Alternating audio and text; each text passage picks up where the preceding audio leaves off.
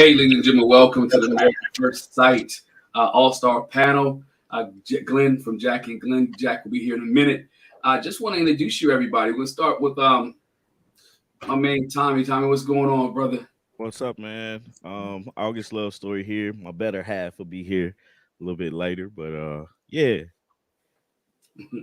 All right, we're gonna move on to my left, or right underneath me. If you're watching the box, is Hollywood Square style. We'll go to Lisa. Hey y'all, good afternoon. I hope everybody's doing well. You know me as Talisa Ray, and that's where I am everywhere. And next, last but certainly not least, we have Chloe with us. What's up, Chloe? Hey y'all, I'm Chloe Johnson.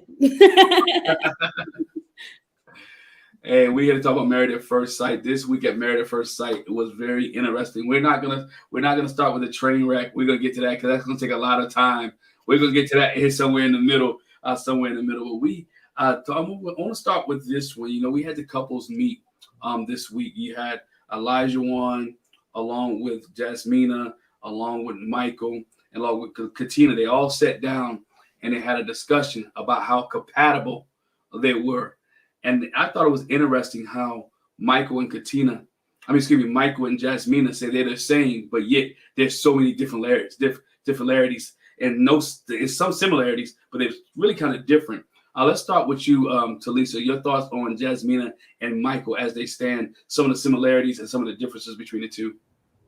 I think that first off, after last week, Jasmina is she keeps saying she's trying. I really feel like she's not really trying. That I'm just going to be here and see how things pan out. But if he continues to speak to me in the manner that he does, then we're done.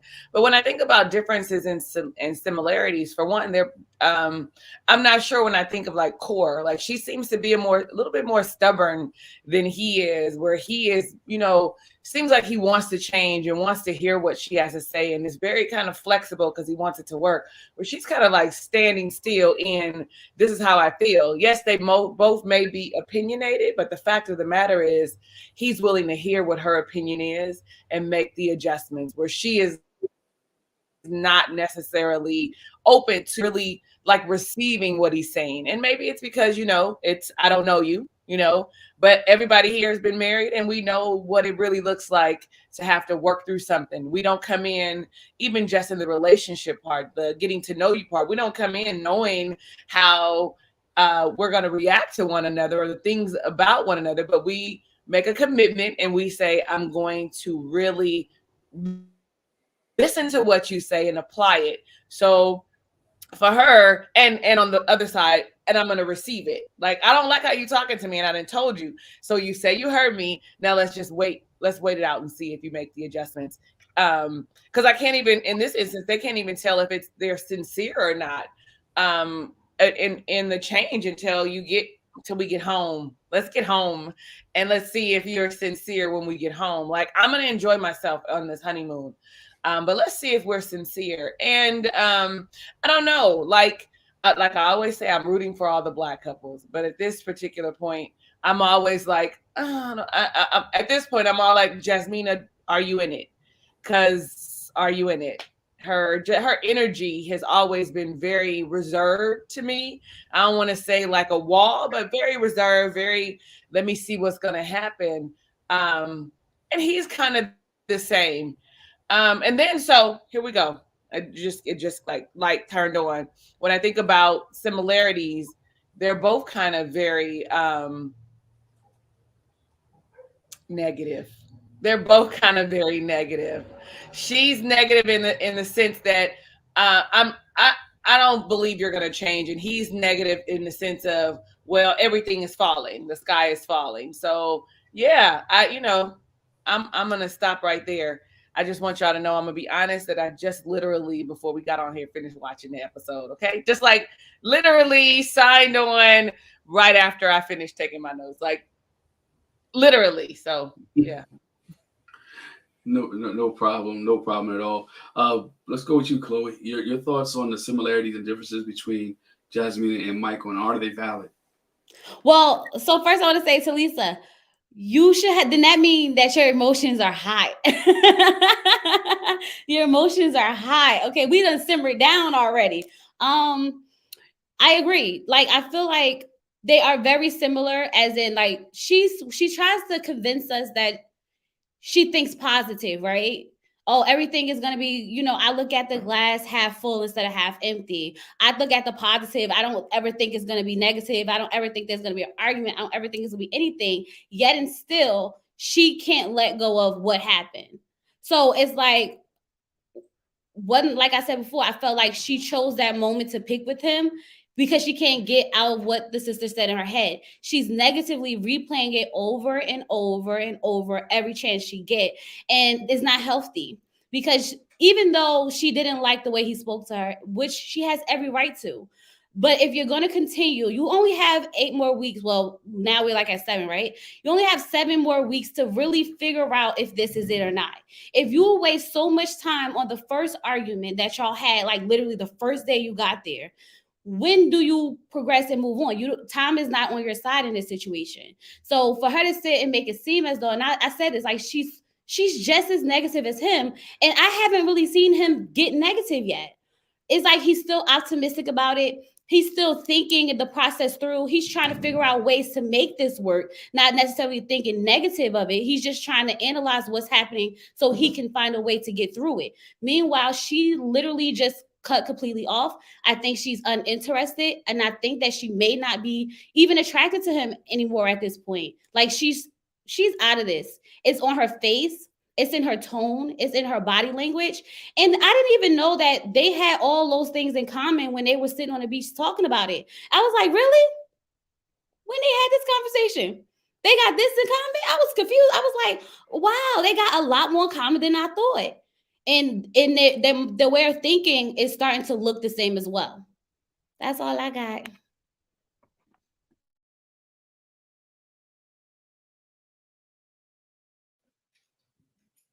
I guess it's my turn now, huh? Yeah. I'm with both of you guys, man. I didn't see it until this week that Jasmina like was so cold, in her interaction with Michael, and I'm believing it stems from when like their first conversations and everything. So like she already has this picture of him in her head, and then she's already like, okay, he's backing up this picture that his sisters had said. So because of that, she's running into the issue of this is how he is, and I don't like it. And so instead of saying, okay, this is how he is, how do I adapt to it? How do I come out with the conclusion that I want in this whole experiment? She's like, nah, I'm just kind of like shutting down. You know what I'm saying? And giving him the cold shoulder. Now, from Michael's standpoint, because that's how I would look at the situation, Mike is probably realizing like, oh, she's being real cold to me. I don't know how to, I have to figure something out. It's going to be changes that I have to make to, kind of warm this thing back up, because she was excited at first. We have this little spat, and now I'm getting the cold shoulder. Can I bounce back from that? And that's his strategy. It's like, how do I figure out how to bounce back from that? And then you also start to see when they was at the waterfall, like, oh, okay, I'm gonna try to just carve in the rock thing. That's a cute thing to do. Let me see, can I do it? And see what type of reaction.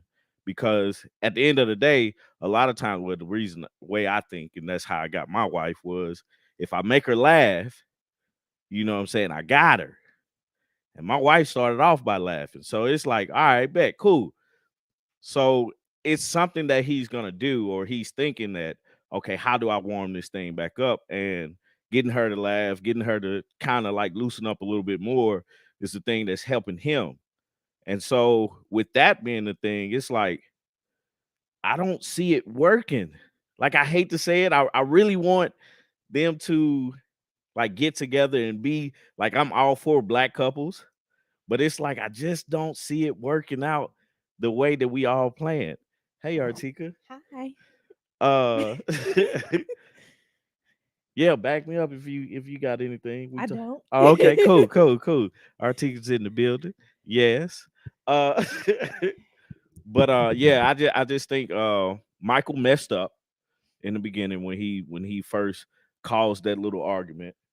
But then after He that, didn't call that argument. She calls that argument. well, I mean, like when they argued, let's correct it. When they argued or spat with each other, He said it was a tiff. yeah, a tiff. That's what I'm looking for. That's the word I'm looking for. A tiff. When they had that, he messed up, I think, and then you know, him trying to bounce back is the basically the recovery part. Like, how do you recover from that? And it's gonna be hard because of how strong-minded she is or strong-willed. Like, it's hard to change her mind about things. So I mean, that's gonna be an interesting thing to see when it comes, like, how it folds out. So anything? Oh, okay. Yeah, I think we're missing some pieces. I totally agree with all of y'all. We never seen, from what she always says, he yelled at me, he argued, or he raised his voice. And I haven't seen Michael raise it. You know, we haven't seen Michael raise his voice at all at anything, right? We've seen him been calm, cool, and collective. Now, maybe he's just one of those cats, you know, like Ryan was in Atlanta season, where he doesn't do anything on camera to make himself look bad. I really wish that we would have seen their argument or their disagreement in what he actually said to her. And because whatever he said really shook her, right? To the point where she was in the bathroom crying and all that stuff. And so she's probably like, I really don't know, trust this dude, but I don't want to put him out there like that. But who is he? You know, and I agree with you, Tommy. He is trying to work back in her good graces. You know, with the carving of the rock, as she called it, corny type stuff. He's trying to romance her. And he finally did get her to the point where she did laugh this weekend. And she was kind of, you see her started to let the walls come down just a little bit. You know, but brother had to keep paying that forward, or keep working hard enough to get those walls down, because I do believe she has a lot of walls been up. I think she's been catered to a lot in her life, you know, that she has been catered to. And he has a sense of his negativity that he has. He's walking around like, okay, what's going to happen next? And you can't be in a relationship where you're walking on eggshells. Like, what do I have to say, or how do I say it? And I don't think they really have full conversation or conversed about, okay, this is how I want you to talk to me. This is how I want to be dealt with. These are my words that trigger me, right? Because we all have words that trigger us in relationships. And I think that those are the conversations that they need to continue to have in order for them to get there, to make this relationship better, because they're going home, right? We all know the honeymoon is very simple. You ain't got no job. You ain't working. You ain't got no job. That's Steve. But I mean, you're not working. You got 24 hours to spend time with each other, right? And just be up in each other's face. When you start throwing other dynamics in there, work and then production and family and all this, now if you're going back home and your relationship's really not solid, it's gonna be worse, in my opinion, when you get back to Boston, because they don't have a strong foundation. Anybody else believe their foundation is strong? No. I also believe that she said she's never been in an actual in-person relationship, right? So she doesn't even know what that looks like. So she doesn't really know what an in-person heated debate between partners look like. And I'm gonna just say debate for the lack of not wanting to say arguing, right? Like us going back and forth. She doesn't know what that looked like. I'm pretty sure all of us has had those moments where the voice got loud, you know, the hands was like this. It was just one of those intense moments. And it doesn't mean anything. It's just that we were both passionate about what we felt at the time. So she doesn't recognize that happens sometimes. That's how I feel about it. I would agree with you, Chloe. And then I thought about how, I think Tommy said it last week, how they haven't done anything fun, anything relaxing, anything that'll bring them together. Because, you know, the whole laughing thing, I'm with you. Okay, I take a girl that was smart. He made you laugh. That's how he got you. I'm with it. You can make me laugh and you can pull me in. You know what I mean? That's what he said. I'm sorry. No, he over here yelling game. Like, no. I'm just saying, like, you know, if they probably would have fun and not be so serious about everything the entire time. A honeymoon is supposed to be fun and light, and you know, you're having a good time. You know, when you go on vacation, regular vacation, you are taking shots and doing adventures. If they had done some more of that, I think that probably would have bonded them a little better and would show a little more communication style. But it seems like all they do was go sit down and have a bite to eat, sit in a hotel and take a nap. I mean, naps are great. But I'm just saying, so like, if they would have done something that would bond them, you know, build some kind of building activity for them together, I think that could possibly help them. And really now they're going back home, so that's out. It's now it's back to business. She ready to go play with the toddlers at work. It's over. Yeah, I think that's, you guys brought a key point there. I think Chloe brought it, because you can be those heated arguments, and it doesn't mean anything. You're in those heated arguments. It doesn't mean you don't love them. Doesn't mean you don't care about them. And sometimes in heated arguments, you're just trying to get your point across, right? And you just want to try to get your point across. And I think that's where Jasmina doesn't understand Michael maybe trying to get her point across, that he didn't like the way that she cut him off. I'm gonna use the term, because that's what the spat, disagreement, argument, what it was, that she cut him off. Well, y'all know how it is when you're talking and you and your spouse, and they pause for a long time. You don't know if it's a pause or a comma, right? You don't know if it's a period or a comma, right? If it's a period, you stop. If it's a comma, you know, you're gonna add something else. And so he didn't know, and she didn't know. It was like really the first time we really saw them interact with each other. And I think we said it last week. Well, our brother didn't say something there, like, excuse me, I didn't finish my point. He could have said something, but they took it from the catamaran to the hotel room. And now you only have 7 days here. So now you're mad at each other for like a day and a half to 2 days. So you lost time. So there was time that was lost that they could have built together. And like I said, he's still trying to make up for lost time, which is not, I don't know if he can catch up or not. But we only time would tell if he does catch up and make up with Jasmina. So from there, but the other couple that was there as well was Elijah Wan and Katina. The issue I see him is Elijah Wan too pushy, and will his pushiness turn them away? We can start with August Lore story, because I see you nodding your head, Artika. Go ahead. Yes, I definitely think that Elijah Wan is too pushy. I think that he is setting everything up for Katina to have to be, I don't want to use the word aggressive, because I don't think that she's being aggressive with him, but I think he's setting it up for her to have to say something back to him, because he's like, I'm going to push my boundaries with you. Like the whole thing with horseback riding, she okay, we go through this whole thing with the instructor. The instructor tells us how to get the horse to stop. She's scared, like rightfully so. Like, it's okay to be afraid of horses. Have you been next to a horse? They're huge. She's in this position where she's like, I'm nervous about this. And then after being nervous about being with this horse, he's like, were you not listening to the instructor? Be like, no, it's not time for that. Let's not do that. Tell me what she said, because that's what I asked you, and let's move forward, because trying to chastise me in that moment isn't helping anybody in this situation.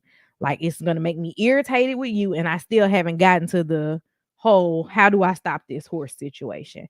I do think that he's shown us time and time again that he can push and push and push, because like when they were working out, that would have been the end of me and him like dealing with each other for that day. Like, you start yelling. First off, Tommy and I have probably worked out together the entire 8 years that we've been together twice. Yeah. He told me one thing to do and I didn't like it. And I was like, you know what? I don't have to do this. And it would have definitely been that situation if he would have told me to stop laughing. Yeah. Like, don't ask me to do anything else with you today. Like, I'm done. I'm going to the beach. Like, leave me alone. I do think that he's pushing, and I think that he needs to. You learn this when you're dating, how far you can push your spouse. And of course, they don't know each other that well. So he's got to figure out what that fine line is before like he goes to something that's like you can't turn back from. Yeah. He pushes the bar all the way. Like, it doesn't make sense what he's doing, because it's basically like he pushed the bar all the way to the top and then bagging into it instead of easing into it the other way.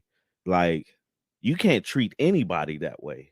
Right. You know what I'm saying? Any relationship you walk into, friendship, relationship, girlfriend, boyfriend, buddies, co-workers, or anything like that, you can't just come out the gate at 10. You got to start at 1. you know, and You're strong too. yeah. We can push up to 3, you know, maybe this week, but you know, just learn your partner, man. You're on vacation, and as the man of the situation, you have to in a necessarily in a worldly cordial thing to do. The man is the protector. The man is the one that, you know, is looked upon as being, okay, well, she's nervous. Let me make sure I'm good. Maybe make sure I'm straight. So if anything happens, I can help her out as much as possible. She probably felt in a way that she's on this thing by herself. And that's a terrible feeling, to feel like you're by yourself with somebody, especially with somebody that's supposed to be on your team. So, you know, you're starting off that, and it's like, I don't know, this boy got some game, because it's like they talked about it and then that's it. It seems like she's able to get over things rather fast while keeping a, you know, I got my eye on you, but I'm cool, you know, because by the time they got to the dinner, they were like, yeah, you messed up earlier, but we good now, you know, type deal. So, man, he got to Katina stop doesn't that. harp on things like I do. Yeah. I guess that's what I'm it still is. be mad tomorrow. Yeah. Yeah. She was talking crazy to me about these horses yesterday. Just me. Yeah. Nah, I don't think it's just you, but I got it. I get What it is. Can I add one thing about Jasmina real quick? Okay, so I see one of the comments say that if Jasmina is if that even Michael's family said that he can be, you know, sort of aggressive and, you know, toxic or whatever the case. I can't remember the comment, but my thing is, he acknowledged that he was a certain way. He apologized for being that way, and he also said that that's something that he's going to work on. So if she's going to accept the apology, then she should move on. We can't hold it as if he was just like, oh, well, that's just me and I'm not going to do nothing about it. Like, that's why I feel like I'm not understanding how, okay, he realized that now in this relationship, he saw himself doing it because she called him out on it. So either she gonna move on or she gonna be stuck in it. But they got 8 weeks to figure it out. So in this point, why hold on to that? That's what I was trying to get across. I just wanted to respond to one of the comments. I'm sorry. No. Valid point, though. I think the issue with that is that he's not communicating. I mean, I think she worries about he's not communicating the way that she wants him to communicate. And I want to say it that way. He's communicating, but she wants him to use certain type of words, certain type of ways, certain type of phrases to the way that he communicates. And that's not the way he communicates. And so she's picking it as, because you watch her little vignette, she's like, oh, we still need to work on communication. Well, he's trying to talk to you. It's just not the way that you would perceive it or the way that you want it. Yeah. You know? Well, Chloe, since you're talking, let's go. Elijah one, and Katina. Okay. Y'all, sometimes I like Elijah, and then sometimes I don't like Elijah. I'm like on his side sometimes, and then I'm like not on his side sometimes. So I feel like he need to stop testing her. He is literally just taking the opportunity to test this woman to see if she's going to curse him out. Like, do you want her to curse you out? Do you want to see that side of her? Like, what is it that you're trying to get out of her? Because like before at the gym, he's pushing her for what? For what? So you can see if she's just going to let you walk all over her, because that's what he said. Like, who does that? So the whole thing with the horses, boy, first of all, you talking about pushing her. The fact that she got on that horse was enough. She got on a horse. You talking, I'm not going to stop living my life in excitement because I want to do this type of stuff. He act like she was Alyssa out on the bench crying like, I don't want to get up there with him. I was like, boy, what is he talking about? All she wanted him to do was slow the freaking horse down because she didn't want to fall off of it. And he made this into something that it technically really wasn't. I was like, Elijah, you sound dumb. You sound so dumb. I'm going to need you to just stop. Because what you're doing is you're creating an environment of something that it doesn't need to be. You're making it you're making it seem like you want to push her to be her best self. But what does riding this horse have to do with her being her best self? If you pushing her to go get a job, if you pushing her to go, start her business, that's a different push. You pushing her to go fast on a horse where she could fall off and break her neck, that's not the type of push I need in my life. I don't need that type of negativity. That's it. It's my turn. So I'm really holding out on Lajuan. I really am just trying to give him some grace. I really am trying to wait for him to like show me something other than this high strung, and I'm going to use the word aggressive energy that he has with his wife. I think that that's who he is all the time. When we saw him, when they were getting married and he was talking to his family, you saw that they were a little skeptical about him going into a relationship. Having a wife so soon, that he wasn't really ready. And one of the things that stands out to me, like, I want to do all the adventures. I'm scared of every fucking thing, but I want to do all the adventures. I want to jump out of planes. I want to kayak. I want to river rat. I want to do all the things, but I'm scared. And so for me, I need somebody that is going to gently grab my hand and gently help me to navigate the space. And what he did not do for me is when she said, I'm scared, I'm nervous, he did not reassure her. And so for me, I think that that's something a skill that he's going to need to learn. I get you wanting to see what her boundaries are, but I just told you what they were. I just told you that I'm scared. I just told you that you're moving too fast. I just vocalized. So respect that for me. Slow down. Like Chloe said, I am on the horse. I am riding this horse, but Champagne is moving too fast. Champagne needs to slow down. I just need a little, not even a trot, a slow walk, right? Don't do that. I got on a horse in Mexico for the first time since I was a kid, and I was petrified. And it wasn't even going that fast. Like you said, and horses are gigantic, Artika. Like, if this thing throws me off, we knew what happened with Superman, with Christopher Reeves.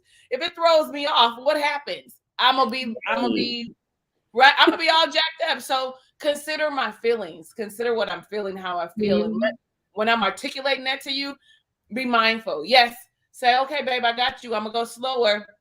Can we try and go faster now? How are you feeling now? Just check in with me. And I don't think that he has the skill to know how to do that.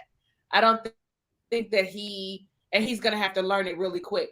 I do want to say, though, that Katina, though she is very vocal about, like, I didn't like when you did this and I was going to punch you in your face. I wanted to punch you in your face. Like, yeah, me too. I wanted to punch him too.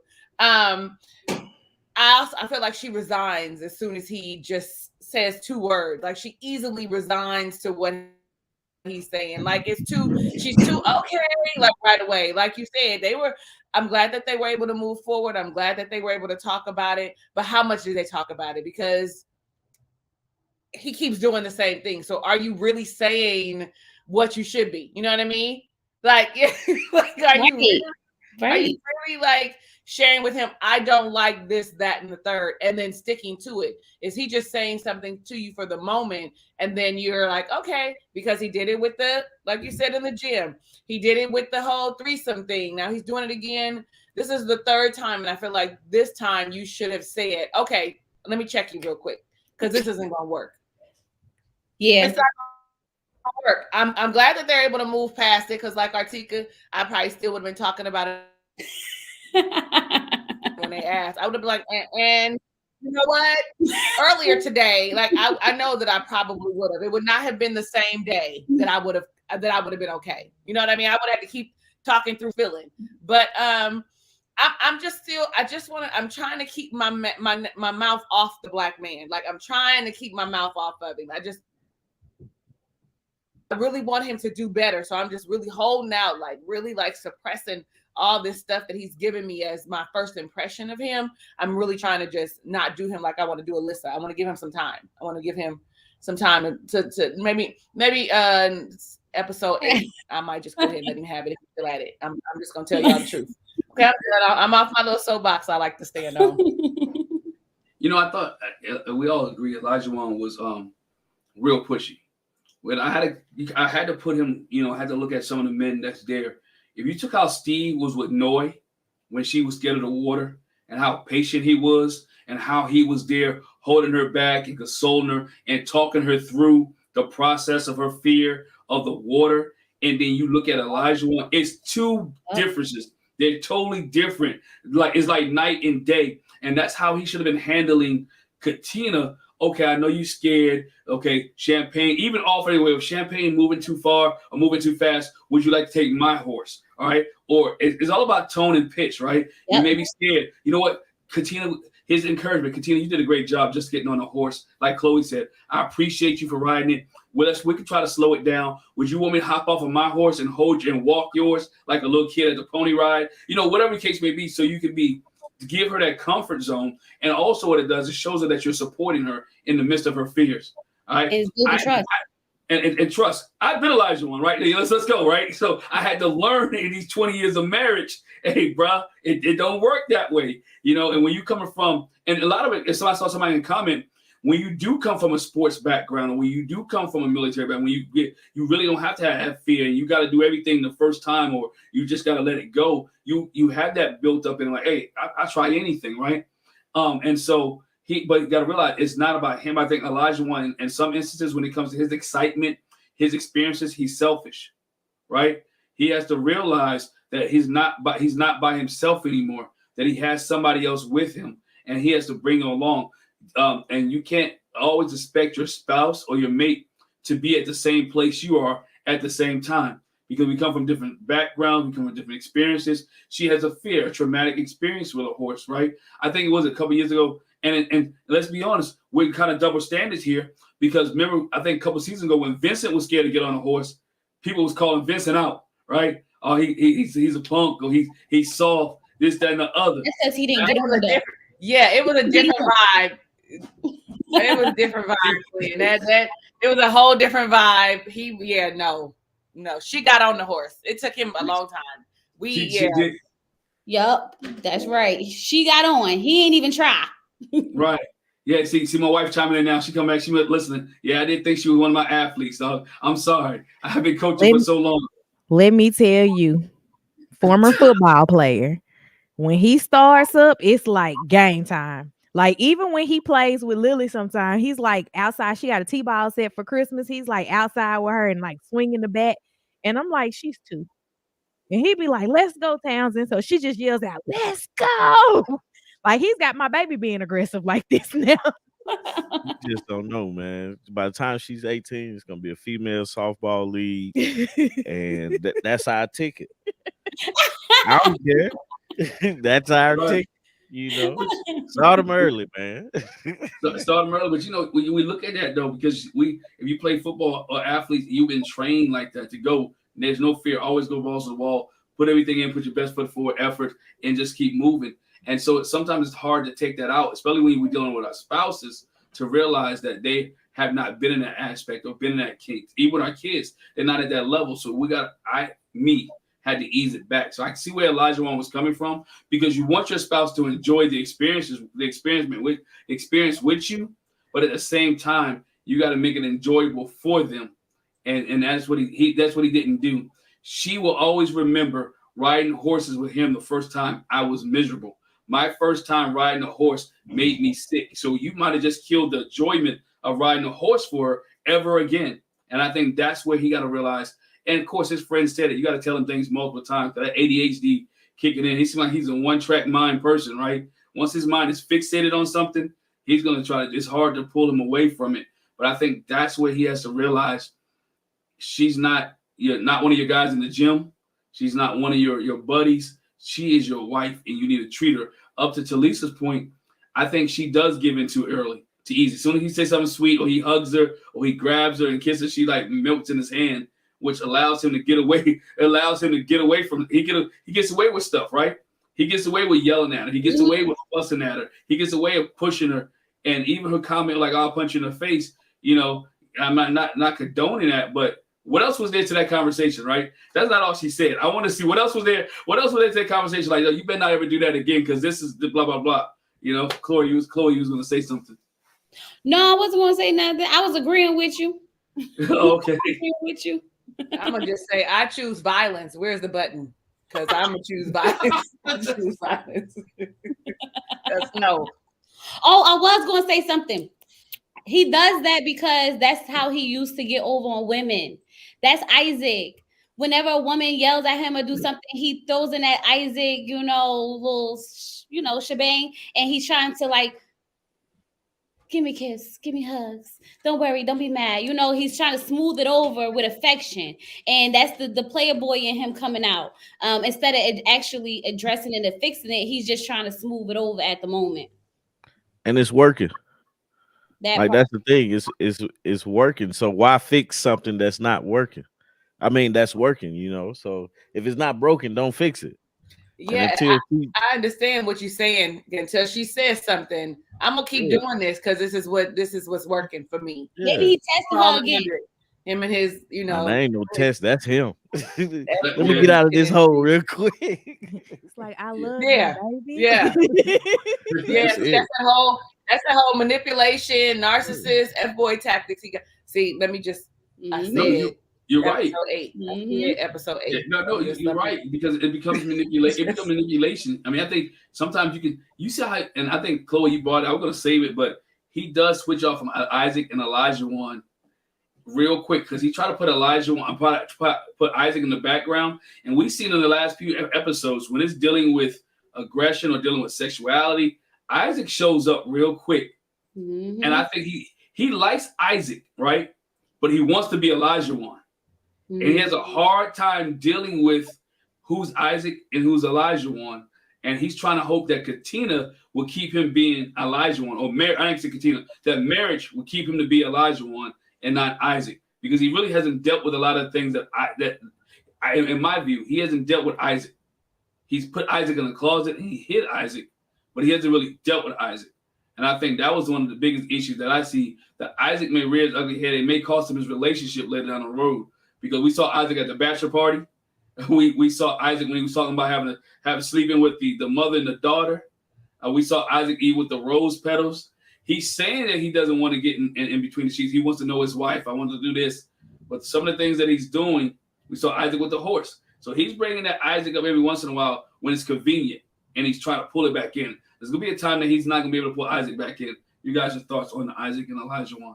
I think that he needs to figure out how to marry the two, how to find a good balance between Elijah and Isaac because they are the same person, and he needs to figure out how to marry the two. How do I be loving and nurturing and still woo my wife? How do I still respect her and still love on her and bring her in? I think that once he figures out that balance, maybe with a little therapy, I think everybody should get some therapy.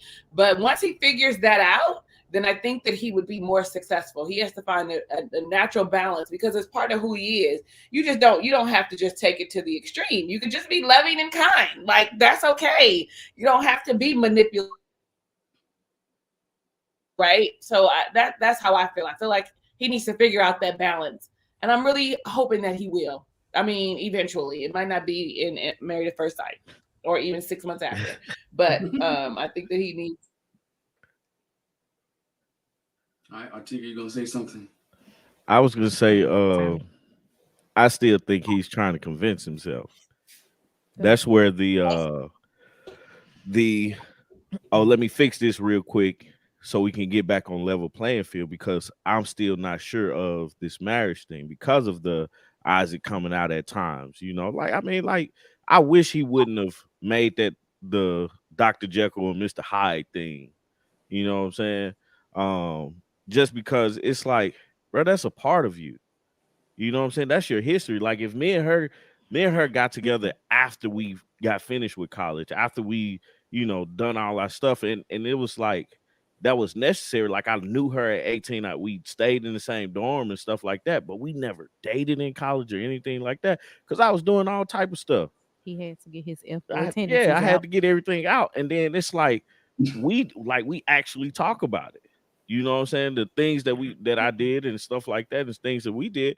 And it's like, it's not a secret. That's a part of your history. That's the things that you've done, and having that open conversation about the things that you've done, how bad they are, how good they are, helps you actually move forward in whatever it is that you're trying to get to. But the difference is you don't glorify who you were at 18, 19, I 20 do. years old. Not to me. Right, because you're not the person to glorify with.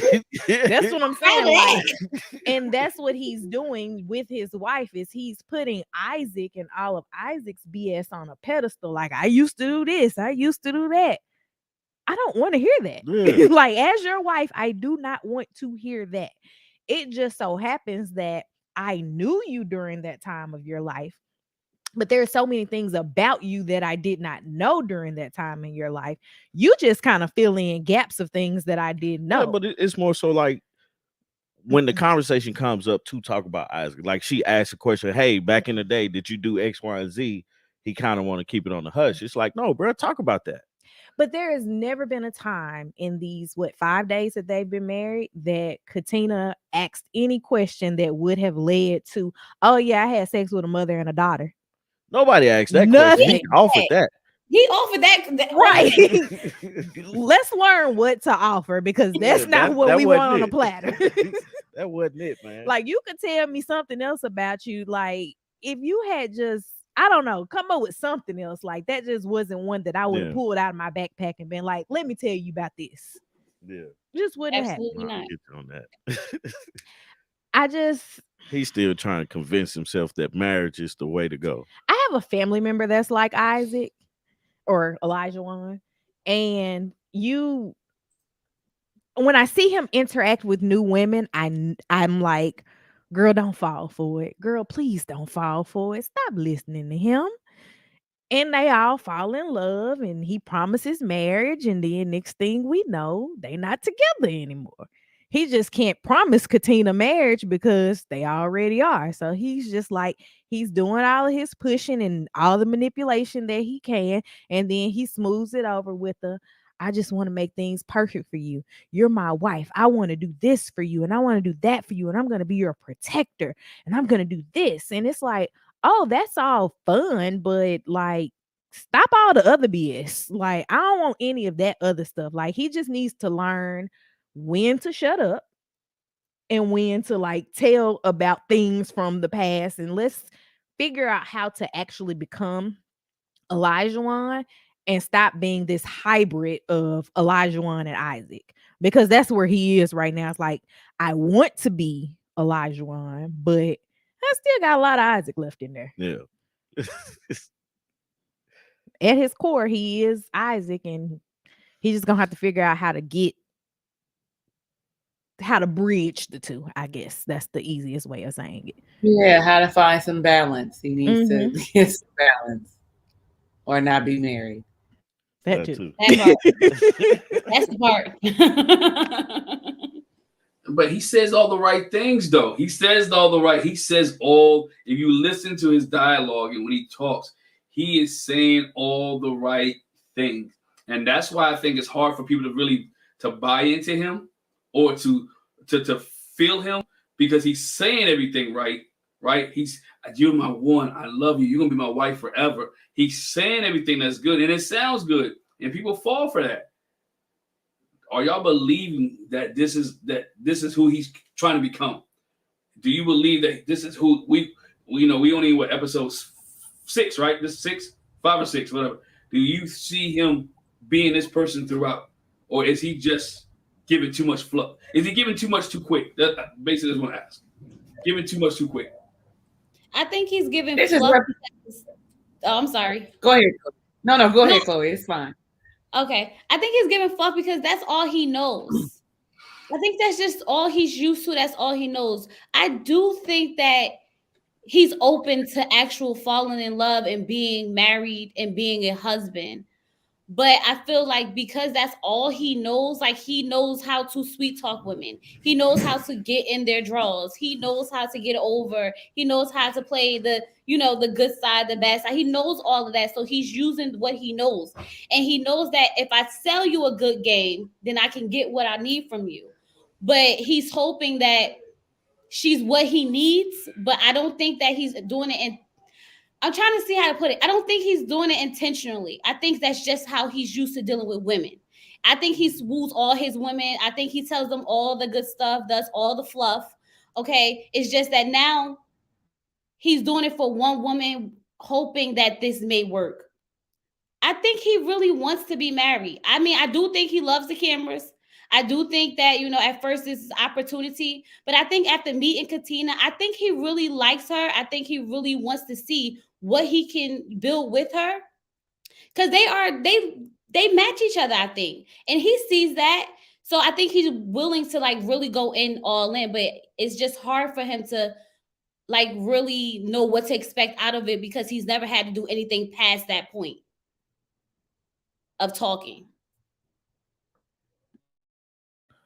I was gonna say that's a great point because he hasn't had any guidance to change his behavior in the way he deals with a woman, and so that's all he knows. So that's what he's gonna revert back to when, you know, there's no correction for behavior that's been asked of him. You know, so great point.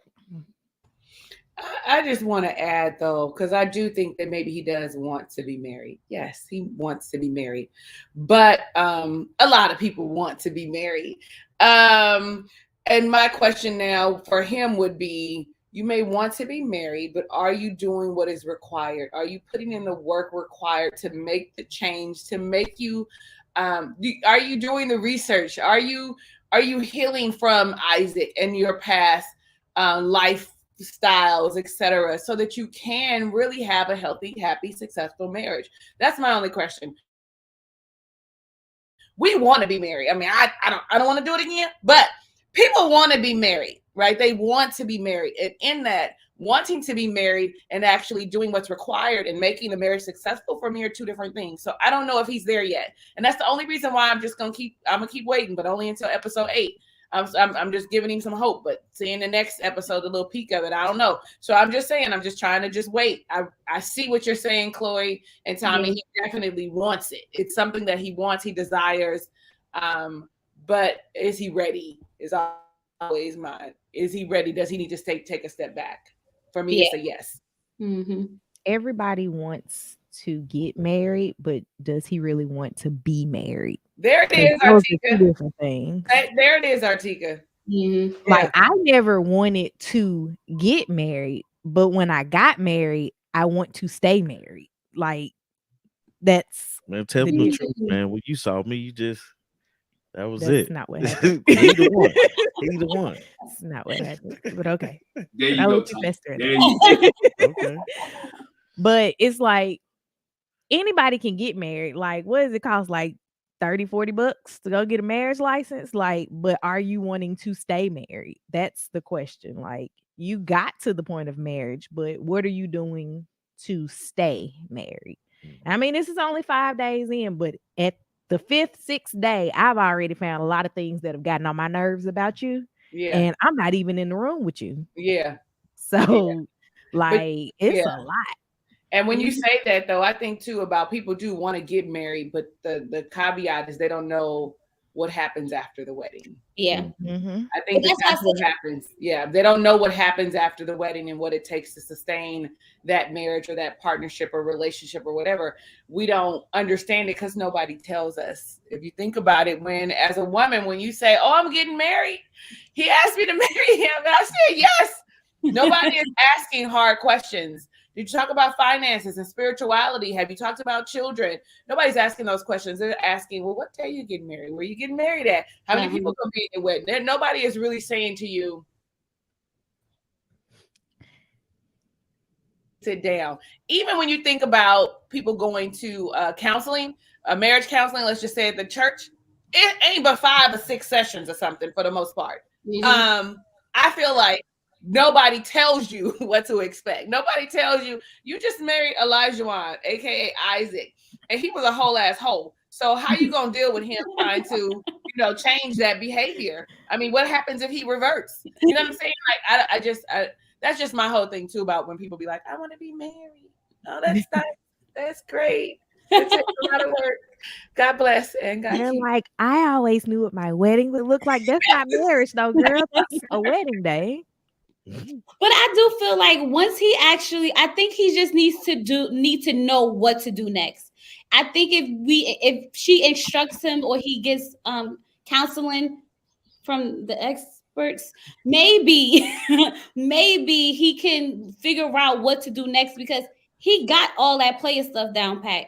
And we like that from our men. You know, we like to be, you know, all the extra, you know, hugging and kissing and told the good stuff, right? So now he just has to figure out how to actually put that in place.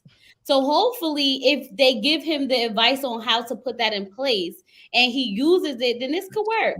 I just think he just needs a next step. And then if he don't do the next step, then y'all could go ahead and drag him. But I'm trying to give him a next step. Well, only episode 8. Only So episode y'all 8. hear They're it. coming. You just ready, girl. I'm actually just sitting here like, okay. You know, I think with Elijah one, I think I'm not mistaken, he never had an example neither. So he's basing his stuff off what he's seen and what he's read and what he's trying, what he thinks is right, you know. And I think that's where he goes real mushy and goes over the top, as it seems like somebody, because he doesn't have an example of. I think Talisa, you said something great about counseling. I think people go to counseling regardless of what the counselor says. You go into counseling. When you go into counseling, you're supposed to go to counseling for advice, right? But most people go into counseling already made up. Regardless of what this counselor says, we're gonna get married anyway.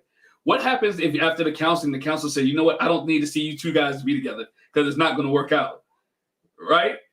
Because think about, if you've ever been to counseling, you go in there with your mind made up. I'm just going because people say that's what I need to do, right? Mm-hmm. So if the counselor is truly true, or the expert in this case is really true, and they say, well, I don't think y'all are going to work out past 6 months or a year because of this, do you listen to the counselor? And so I think that's where, you know, when people get counseling, even with the experts, because I think even on the experts on the show this time gives too much good advice. I very rarely ever seen the experts doing the show say, you know what, y'all not going to work.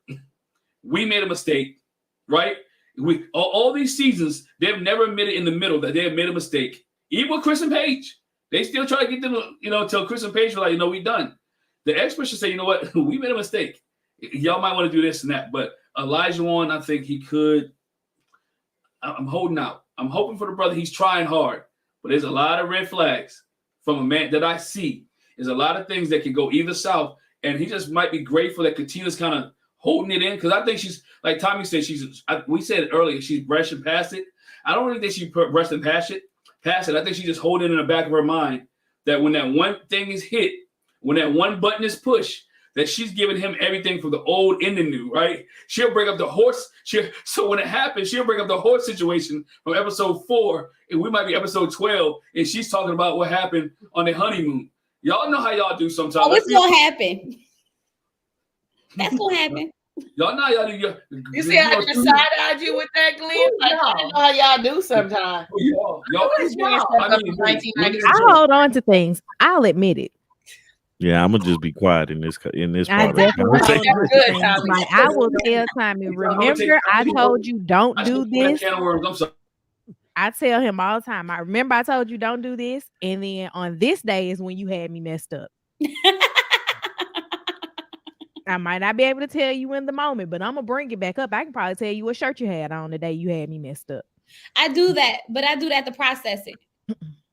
I do too. I actually step away as a now I actually don't say anything in the moment because I'm a light into emotions. Yeah, I'm a light into you, and it's not gonna figure out. So I got to figure out how to collect my thoughts and share it. Mm-hmm. He's the one that actually started us doing that. In the beginning of our relationship, he would always say, like, when things get too heated, he would be like, let's table this conversation and come back to it when you're not upset. Because I don't know how to get my frustration completely out in the moment. I just get loud. Mm-hmm. So I have to come back, calm myself down, and then we can talk about it. And that's a trigger for self-awareness. Yeah, come on, self-awareness. I appreciate that. You ain't finna yell at me. I'm a grown man. Sometimes you gotta play both sides in your head, and you gotta figure out, are you overreacting because you're in your feelings, or does this make sense? Like, my husband's very realist, and I'm emotional. So I have to really step back and think to myself, is this something that's worth it right now? Like, does this even matter in another week or not? Because if It I don't start even matter going if off it the matters. handle- I'm gonna go off about it because it matters to me in that moment. But I think I've gotten a little bit better. Nope, he's not gonna say anything. Okay. No, hold on, Tika, that was a comma. You didn't even, he was waiting for you to finish your sentence. I don't get mad about being cut off like Michael does if I look at you and wait for a moment. We need that. We've been together so long, she cuts me off all the time. Y'all watch our videos. Do the same thing. Don't do that. Go to the next thing. Yeah, you about to get in trouble, Glenn. You about to get in trouble. Hey, Jack, girl, how you doing? Hey. You know, it was good when I was by myself. You cutting up now. I wasn't here to be like, reel it in. Reel it in. But Elijah won. You know, we got a lot to him. Steve and Noy, not much there this week. I mean, sometimes you forget they're on the show, right? I love them too. I love them, but you just we forget. need You know? them. I hope they don't let us down, because I be putting my stock in some couples like, oh, they so cute, they so sweet. And then at the end, he be like, you know what? I really didn't like you all this time, and I be like, God, dog, you fooled us. I was happy for y'all, and then you gonna say no on decision day? They about to let you down. Wait, about to let you down. down. Gonna change my mind because I know you about to make it make sense. Okay, I'm gonna just hold off, but they're gonna hurt your feelings. So no, I'm Let me hoping get my they'll be like, out before you change my mind. Okay.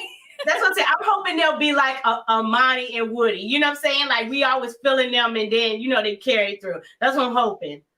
I like them. I think they're fun. I think they're cute. I think they have the tools. I just think they're trying to avoid this whole kid and job situation. Mm-hmm. Even though I know that may be what's gonna, the tussling's gonna start. But I think that she may be a little bit more open to his lifestyle. Yeah. I'm hoping that they can find a way to make this work, because I really like them together. I like their energy together. And I mean, y'all say they boring, but we need something that's cute and lovable about this whole season. You know who else was like that? Bobby and Danielle.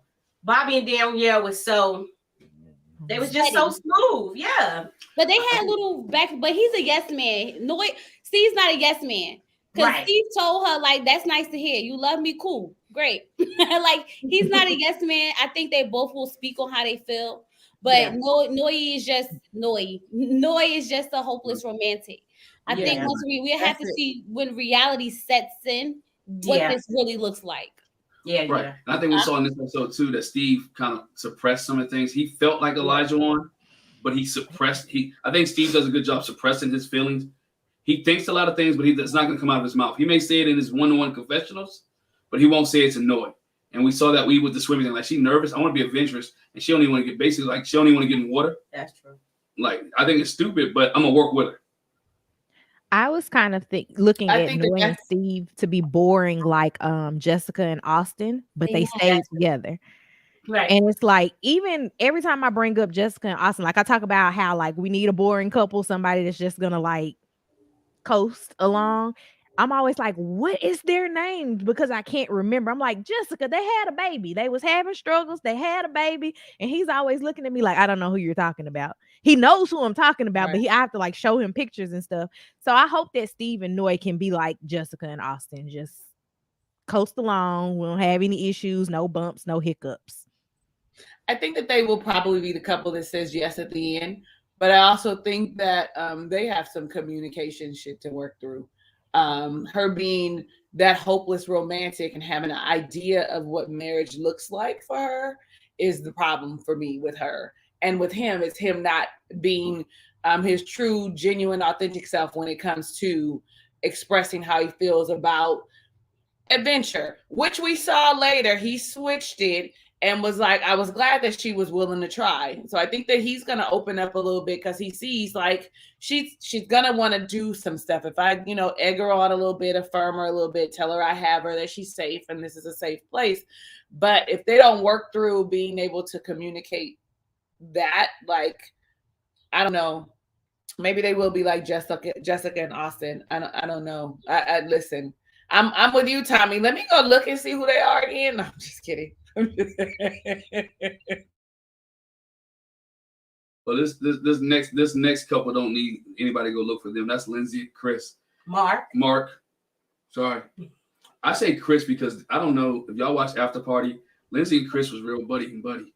I'm sorry. A little too buddy for me after the After Party. She was a little touchy. She was a little too touchy and feely on Chris. I'm just saying. But either way, and making the jokes about, oh yeah, you slept in the bed with us in the middle of us and all those kind of comments that she made on the After Party. Yeah, if you haven't watched it, go check it out. She made some slick comments. We'll be doing that. Yeah, she made some slick comments. And so, you know, Lindsay and Mark, we see them, they have their, you know, after their riff or tiff argument, see them catching up. The thing I want to ask you guys about Lindsay and Mark, is it sustainable? The highs and lows. Can Lindsay and Mark sustain the highs and lows from this episode? Because she got amped a little bit this episode with the landlord situation, you know, and he has some issues, and she's trying to. And I think the experts put them together so they can kind of balance each other out. Do they balance each other out? Let's start with Talisa. I'm over here averting my eyes, like, don't call my name. Like, you know, when you in class and they call you, don't call my name, and then they call your name. That's what I'm doing, okay? So I think that they can balance each other out, but it's gonna be exhausting. I just feel like it's gonna be exhausting. And if they're willing to deal with putting in that work until they figure out what that balance looks like, then they can potentially work. What I do see is that Lindsay is very much so, not just in her high strong ways, but she's also very take charge. She's very much so, this is what we're going to do, and this is how we're going to do it. Okay. And on top of that, when we get home, we're going to fix your hygiene. Like, cause I, you know, we need to, yeah, I see we working on this, but we're going to work on your bath products. So for me, that says your hygiene is a little off and you're not using the right products for your body. So I feel like she's very much so take charge, and he's very much so, though he said, I'm not used to it, he's very, very much so, I'm going to let you take the lead because I want to keep the calm. So I'm going to let you go ahead and take these leads versus me articulating how I feel and deal with whatever comes, because we're going to have to fix that, because she is more of a, for me, more, like I said, high strung, more of a probably go getter, where he's real laid back. I mean, when they said that the mother figure, the landlord, was calling 5 times a day, texting and calling, I thought, I know you lying on the honeymoon. I know you lying. And I get that there was a serious issue, the bed bugs. That's a serious issue, and you definitely need to rectify it. And I want to know how they in your house. So did you bring the bed bugs with you to San Juan, Puerto Rico? So now they're going to infest the hotel? Like, I got my whole Virgo cleanliness kind of thing kind of kicked in with the itching. And I was like, sir, she might be right about your hygiene. And she might be right about, even though bed bugs isn't a hygiene thing, right? It's I went somewhere, laid somewhere, picked them up, brought them home. But still, it's still like how you didn't see it. You don't be changing your sheets. You don't. So I think I got kind of stuck there. But to the question, Glenn, I think that they will, if they want to put in that much work and that much effort. For me, it's exhausting, and it would be a no. I would say I don't want to be in this relationship probably past the 8 weeks if it doesn't look like they're changing or the experts aren't helping them come to a space that is smooth. I'm going to commend her with her, okay, what I'm not looking like anything at the table with the whole group. I just knew she was about to go off, and I was actually here for it because somebody needs to tell Alyssa something. I mean, they did. I was proud of them telling her something, Katina specifically. I was probably actually saying, yo, you're not doing nothing. But I really need somebody to like put her in her place the right way and not be like gingerly holding her hand and saying, I can see your point. You know, I really need somebody to just tell her, be honest and get out. So I was hoping. But you know, I said last week I like Lindsay. I do. I just wanted to reel it in. The experts help her, and then if they stay together, oh, holy smoke, it just hit me. That whole, when we get back, you're gonna move in with me. It's a no. When we get back, we're gonna put your stuff in storage, and I'm gonna help you find you someplace to live. If we don't work out, let's start looking at it. We got 2 months to really consider and see what's happening, and then you can take the plan from there. You are not bringing your things to my house, sir. I do not know you. Evidently, I feel like the D must be all right. I ain't gonna say it's good because he don't look like it's good, but the D might be all right, and that's what's making her be like, yeah, you come stay with me, bring your stuff. Like she wants to be married, and you can bring them cats. Because on top of that, the landlord then changed the lease while you was gone, which kind of makes me think, did the mother figure / landlord have a thing for Chris? Because now all of a sudden, it's an issue. All of a sudden, what? Tell me something. What was y'all doing? Was you like smiling at her and tickling her fancy? Like, what's happening? Mm-hmm. I just feel like that was out of left field. And so there's something more there. I don't even remember if she was at the wedding. I ain't gonna even lie to you. Did they show her that she was at the wedding? She was yeah, she was at the wedding. So. Okay, because I was like, some people I just don't remember. But I told myself I was going to go back so I could see this woman and see how her facial expressions were at the reception and the wedding. I could see, like, what was they? Is they? She got a thing for him? I don't know. But yeah, I think that's it. That's all I got. That's it. We go ahead, Chloe. Oh, so Lindsay, I really think they can make it. I think they can make it now. I'm gonna tell you why. Lindsay always talked about how she wants to care for him. She wants to be there for him. She wants to show him how it feels to be, taken care of, because he's always taking care of other people. And I remember I was saying she talks a good game, but her actions don't show that. I think this episode, her actions actually showed what she's been saying the whole time. And like, she really acknowledged who he is as a person and wants to give that back, pull that back into him by taking the charge of the, just taking charge of everything and leading with it and stuff like that. But I also feel like she took in account what he has said to her about her always doing the most, which is why I wish he would have did this next week instead of this week, because I wanted her to go off on Alyssa at the table. But because she wanted to take his advice today, okay, I was like, today, Lindsay, not today, do it tomorrow. Okay, I wanted her so bad to just go off, but because she was thinking to herself, like, this isn't my fight. Okay, I'm trying to fix this, what I got here. I don't want to have another day where I'm in my feelings and upset and mad again. Okay, because that's what Alyssa tried to do. Alyssa tried to turn the energy onto Lindsay so that they can get out that situation with her and Chris. But Lindsay didn't feed into it, so she still had to sit there and look stupid. Okay, but I really feel like you said, they are kind of starting to balance each other out. Slowly, you're seeing it happen, because even he was sitting there like, what? Like, it just shocked me. Like, she want to do this? Like, I'm not used to having nobody do nothing like this for me. Like, what's happening? So I see it happening, and I think that if they're willing to, like, just keep working at it, like Talisa said, like, just work at it, and you guys can figure out what that balance looks like for the both of you. But I will say, Talisa said, I feel like he does do a lot of the, okay, just not to get her riled up. Because when they was talking about the religion, he clearly said a prayer. He clearly is religious. He clearly wants to take his kids to church. So for her to sit there and go through this whole little spill, and then he's like, okay, yeah. I was like, no. This is the time to have that conversation. Don't draw back now, Mark, because you don't want to get her riled up. Have the conversation so y'all can really get to the bottom of it. Because if y'all gonna have kids, when you gonna have this conversation? When you had kids? Too late. But I can see them balancing each other. I just need him not to be scared to ruffle her feathers. Just to add to your point real quick, about the prayer, I think he set her up so he can have the religious conversation, and just didn't follow through with it. He kind of set her up to have that conversation. And again, she said, well, we wait till our kids get older, but he wanted to see, because he didn't give you he didn't give you a father full of grace, the old grace prayer that you said. He gave her kind of a decent type of prayer, which lets Mark has been in church a little bit for a while. So I agree with you. Talisa, you gonna say something? Yeah, I just wanted to add, thinking about that whole prayer situation reminds me of last week when he said, I want to slow down and get to know you.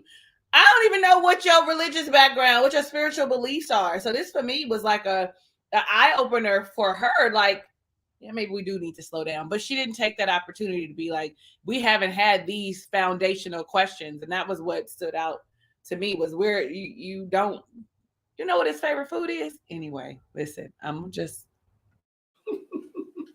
All right, Tommy and Ortega. All right, so I'll go ahead and start off with the thing that irritated me the most, which was the bed bugs conversation. I saw a lot of people say, oh my God, she's gonna let him move in. And as I was thinking about it, because I did not work in hospice, but I worked directly beside hospice in like former life. And being a hospice nurse, Lindsay has encountered a lot of things. So she's looking at bed bugs like this is just one more thing that we have to check off and figure out. We can figure out bed bugs, because if we got to get rid of some mattresses and get somebody to like make sure that there's no bed bugs in your clothes, we can do that. We got 5 cats. We got to figure it out. She's just looking at it like, basically, I have a checklist of things. You keep adding to my checklist of things, but I'm going to go through and make sure that we get all of these things checked off. So yes, you can come live with me.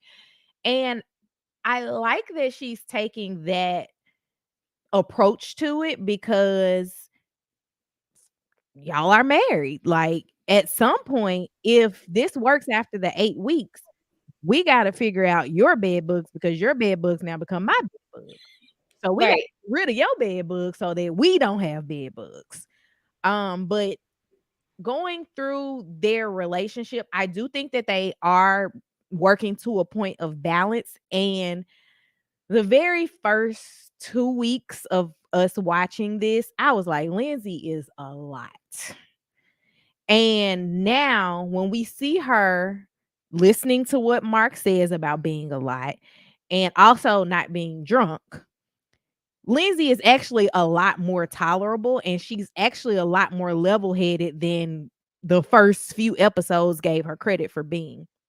So I think that they are really good together, and they had to find that balance with each other, because they just, again, don't know each other. And Lindsay has a huge personality, but Mark is able to say things to her to help her reel it in. Is she going to get pissed off about it?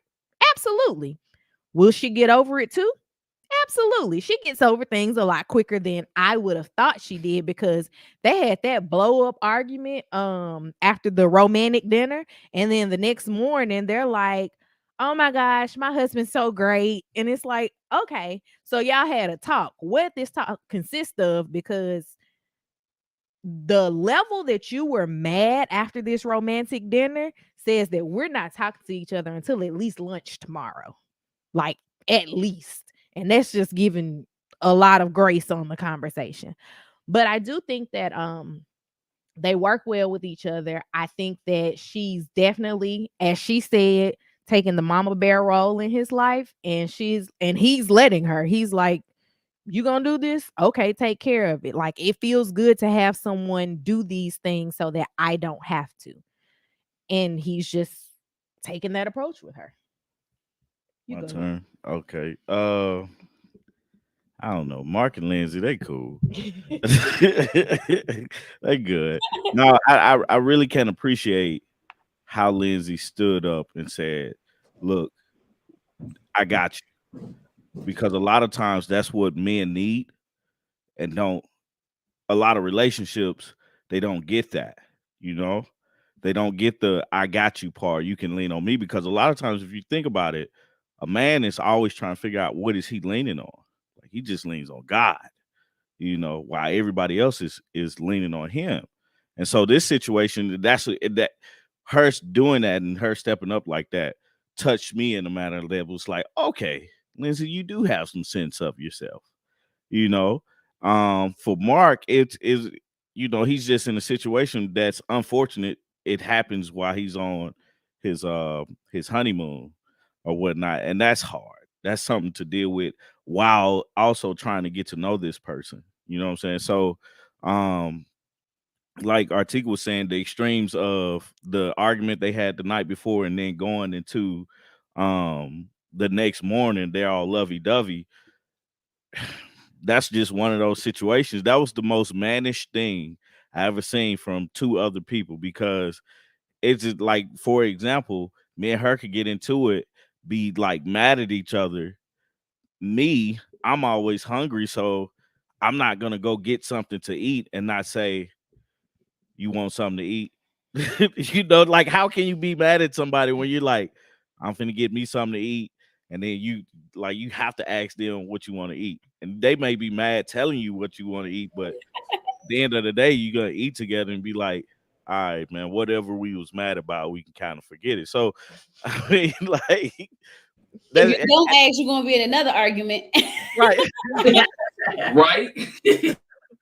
So it's like just seeing that dynamic change. I was like, okay, cool. And that's what makes me think that they can actually work out, because it's not a sense of being selfish or anything like that, but it's a sense of understanding the person that you're dealing with and how that affects you. Because Lindsay said all those things like, hey, we're gonna deal with these things, because the effect that he was having was affecting her fun, basically. Like, him being a Debbie Downer or getting down about himself, you know, was affecting her honeymoon. Hey, don't worry about it. I got you covered. Let's just go have a good time, you know. And you saw the restraint that girl had when Alyssa brought her into the conversation. I was like, right on. Bless Lindsay's heart. Right. Because if you had tried to check me oh my at God. dinner after I already don't like you, would have said Right. everything that needed to be said right then and there. But I know we're gonna talk about Alyssa and Chris in a minute, but I have to say this. Nobody held Alyssa to the fire. Mhm. Lindsay was the one to hold her to the fire, and that's why it didn't happen. Noy's not gonna say anything anyway, but Lindsay was gonna light into that ass. Excuse my language, but she was gonna light into her and the restraint that she had, because she was invited to do that. At that point, like, if y'all having a conversation, I'd like, when we're talking, me and her are talking to each other. We're laughing. We're not talking about y'all. Or we might be like, you say something funny, like, yeah, we talked about that.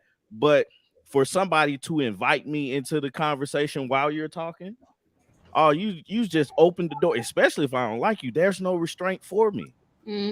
You know, Mark couldn't have told me nothing in that moment. No, like, the thing about it is for Mark, it's like, know where you gotta, you know, like, she was invited. Obviously, they already know the situation because they talked to Chris already. And they already feel a way about her because of, quote unquote, how they're treating their friend, how she's treating their friend.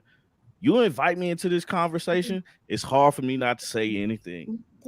So she has to be commended. And for Mark, he would have had to check her to get past that scene, to get past that conversation, because it's a lot to say about Alyssa. A lot, especially for them only knowing Chris's side and sitting there and hearing this girl talk about this stuff, and it doesn't make sense. Well, it's not even just that they know Chris's side of the story. They are visually seeing her act a fool, like right there in front of them.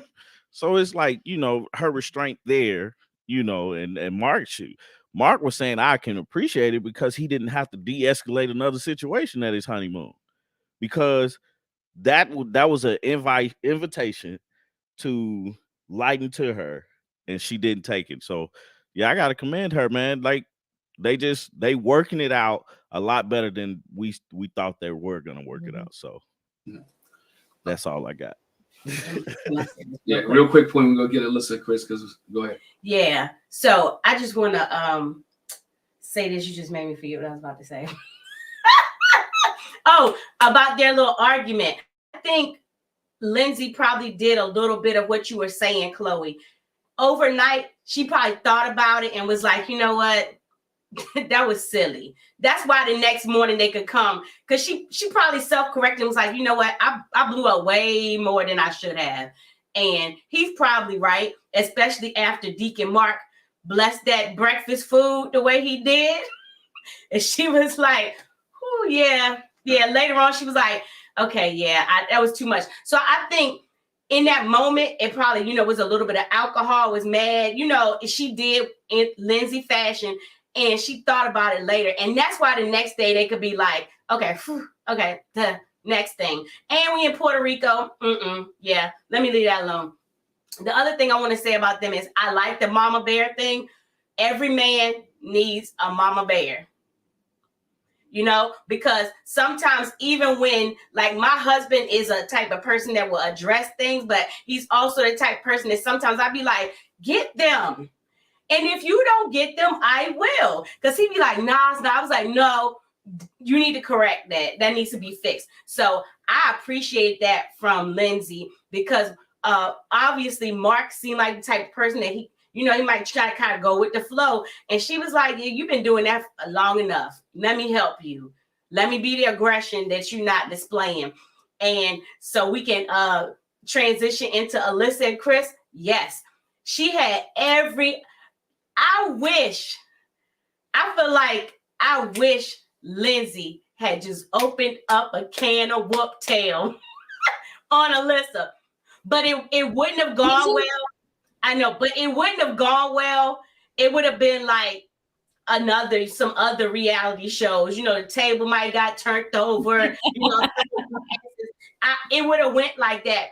But I felt the same way, Tommy. I felt like Katina went there a little bit when they had their conversation with Alyssa. Jasmina, I feel like she just coddled her. She didn't really go for it. And she needed someone to say, your behavior is disgusting. The way you are treating this man. Now, Lindsay let it out a little bit when they had the conversation about kids. And Lindsay was like, I don't know if y'all heard it. Lindsay was like, you'll make a great dad, Chris, and a good husband. They just put it on heavy. This is a sham. This don't count. You're going to get another chance. Yeah. So let's get a list of Chris real quick. One thing, two things. Y'all forget the main part with Mark and Lindsay. He gave it a shark and she was cool. She gave it a shark and she was cool. Remember when they was in the hotel lobby, she was like, let's go upstairs. Right? She was like, let's go upstairs. So he gave it a shark and she was cool the next morning. So it was good. So Chris and Alyssa. Chloe, we're going to start with you. Your thoughts on Chris and Alyssa. Right. You saw the dramatic change? Oh God. So, like, I've been yelling at this girl all week. I'm tired of yelling at her. Okay. Let's start backwards. I am happy that Lindsay did not check her because she tried to deflect what was really happening. So it gave her a chance to hang herself even more. I am so agitated with Alyssa. Give her a shelter. Give her shelter. Give her shelter. Why is this literally all came down to the fact that she wants to stay in the apartment to hang out with the girls. And I'm sitting here like, let me make sense of this. She said, they're going to be inside the apartment and we can just go over and hang out with each other like we want to. Do you not understand that these are other married people who are going to be working on their marriages? And the only time that y'all going to be together is when it's time for y'all to film together as a group? You think that you about to go to Noy and Steve's house to go hang out with them? You think you about to go hang out with Jasmina and Michael and Katina and be the third wheel when they trying to work on their marriage? Absolutely not. What fantasy world is this girl living in? Because when they started talking about the fact that, how come he thinks he gets to move in and I don't? You absolutely get to move into the apartment with your husband. So if you're not going to move into the apartment with your husband, then you don't get to move into the apartment. I'm just sitting here like, Chris said, you can move in. You got it. Move in. She still can't do it. Chris said, give me 1%. Give me 1%. She sat there. She couldn't even get 1%. So at this point, I'm just really trying to figure out, why are you here? If you can't even commit to 1% on TV in front of all of these people, go to private. I want to talk about it in private. No, keep your foot on her neck, because she want to keep running away to private so no one can really see how mean, nasty, and deceitful she is. That's why she want to keep going away and have these private conversations. I don't want to do this on camera. We're going to talk in no. Have this conversation at the dinner. Talk about it right now. Don't let her get up and walk away. I hate him. Hate him for what? He's rude, disrespect. First of all, hate is a strong word. That word holds a lot of power. What did this man do for you to hate him? I mean, I've had stuff done to me by people in my whole entire life, and I have never been like, I hate them. What did he do? And like, it just shows how much of a brat she is. The mother goes, oh, she does this.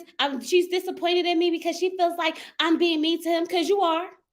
The mother's upset with me because she thinks I'm getting portrayed bad. You're not. You're actually a bad person.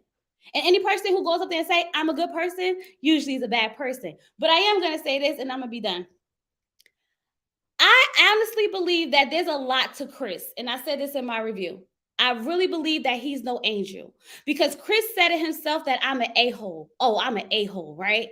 But the fact that she won't even give him the opportunity to be the person that she thinks he is, by being an a-hole herself, we will never get to see if any of that about him is true, because she's an a-hole and it's bigger than all of them.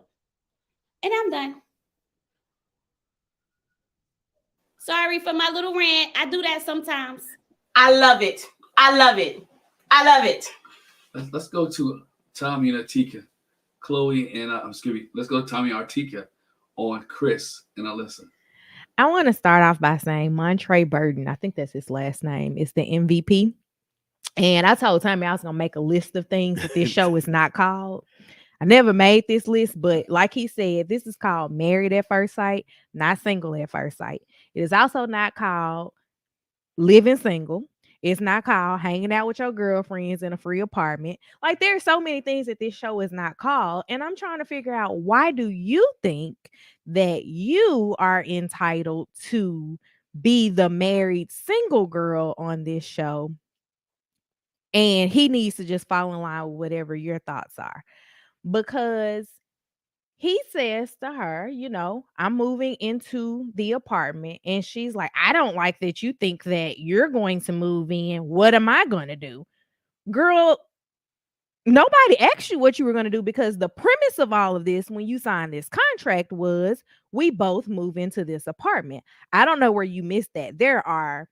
At the point that they filmed this, there were 12 other seasons that she could have watched to figure out what happens next. Somewhere along the line, you missed something. And probably, I think Atlanta was what was on TV when they were filming. That Chris might have given her a misconception of how this show works, but she needs to go back to everything prior to season 12 and look at how this show works, because something wasn't clicking for her. She keeps saying she doesn't want to look like a bad person. I've never heard a good person have to keep telling people how good of a person they are. That just doesn't make sense to me starting off. And then you're like, if I'm portrayed in a negative light, I'm going to be pissed. Who cares? Nobody. Production does not care that you, Alyssa, are going to be pissed off. That is on you, Alyssa. Production is still going to get paid what they're going to get paid. Lifetime is still going to air everything that they're going to air. And good person or not, nobody cares how you feel about this. I don't really know what she thought was going to happen after this honeymoon. Maybe she thought she was going to get her own apartment. Maybe she thought that Chris was going to bow out of this. Like, I want to know what her line of thinking was, because even when they got onto the conversation of, she's like, there's fundamental differences between us. He's like, okay, tell me. I'm not ready to discuss that yet, because you don't have any. Like, you sitting here on TV looking stupid and you're making yourself look worse episode by episode, and you just haven't figured that out yet. And I don't know what it is about this that you're not figuring out. When everything is all said and done and they can actually talk, I really want someone to get an interview with her so that we can find out what did she think was going to happen, because whatever you thought this was is not what it is. It's still Married at First Sight. It's not Alyssa gets to do what she wants to do. I just she's exhausting to watch, and I really wish that she would just go away and let's cut these losses where they are.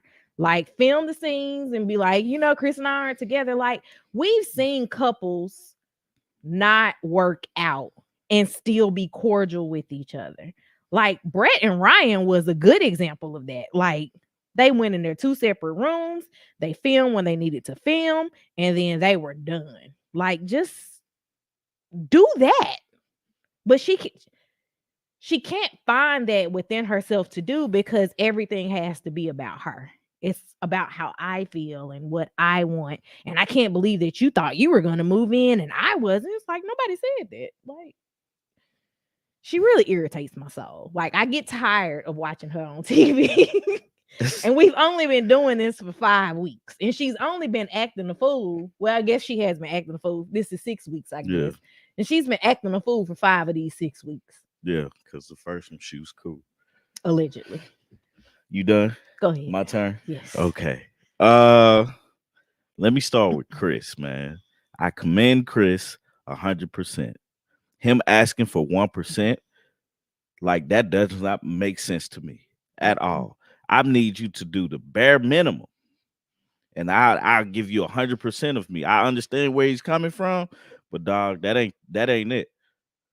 Him, when they went to play tennis, and they sat down to have that conversation, and he was like telling her, yeah, you can move in. That's when everything started to go downhill for me.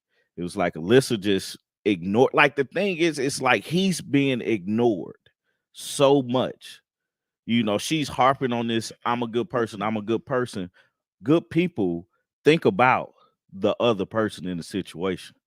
You know what I'm saying? They may not 100%, they may give 70% of the other person's opinion or how that person is going to feel, but she's giving nothing.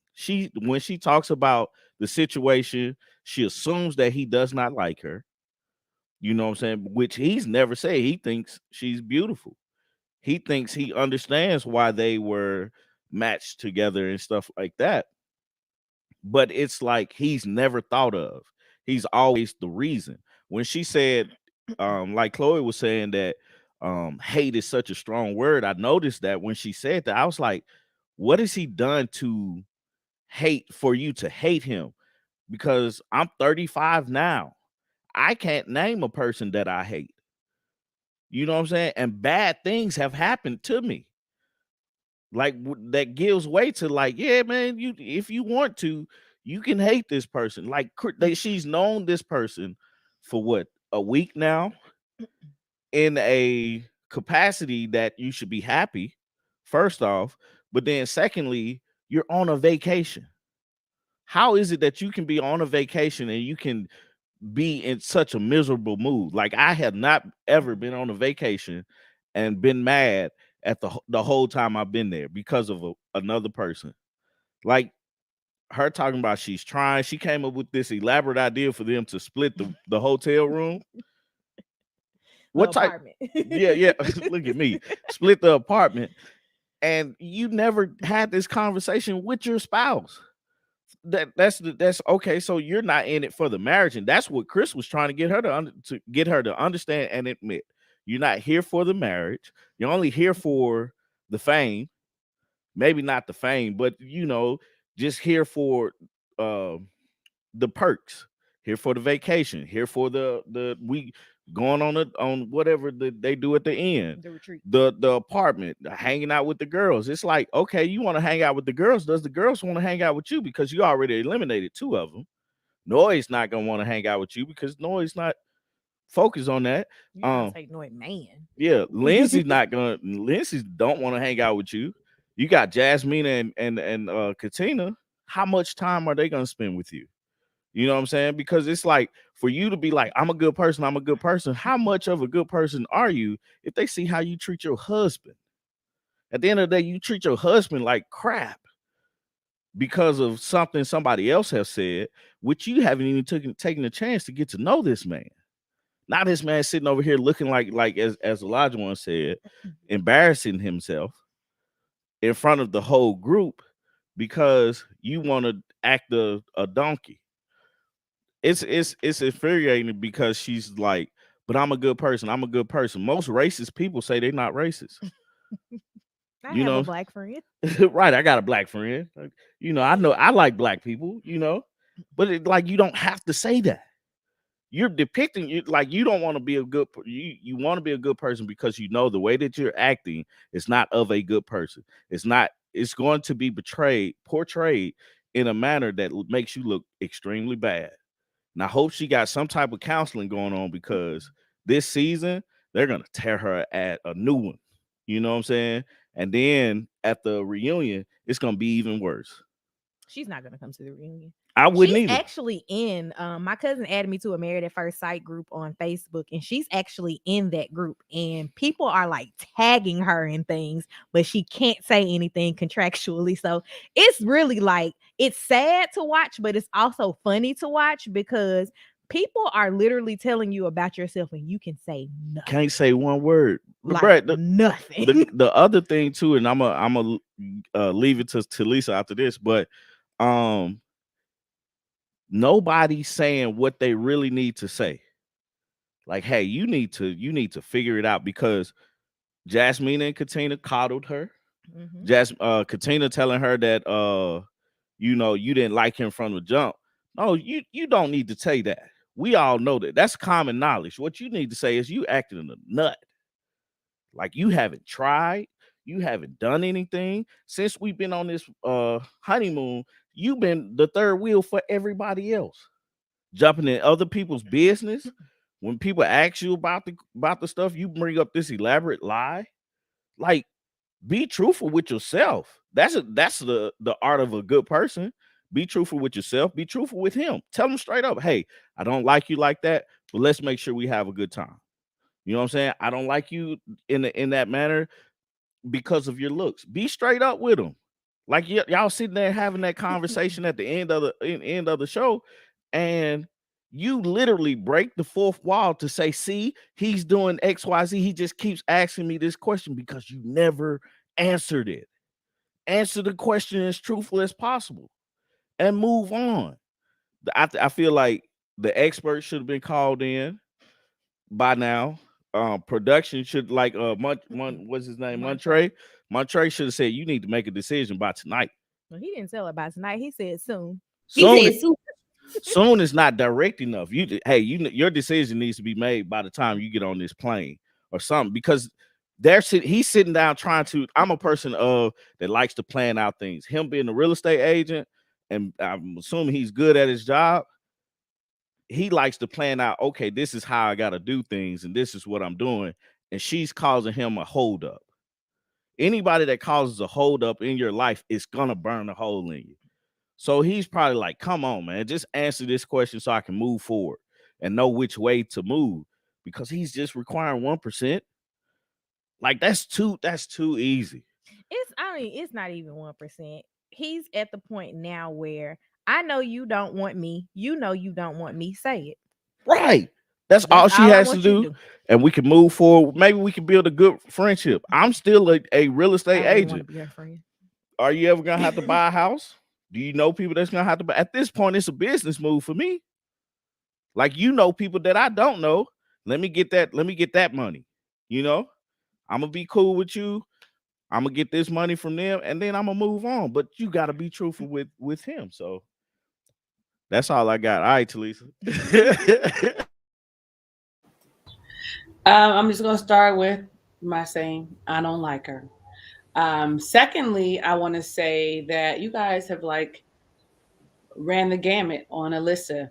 I really don't have much to say. I really don't have much to say. I think you guys have said everything that I would possibly want to say. I do think, however, that Married at First Sight chooses a couple every year that is going to fail.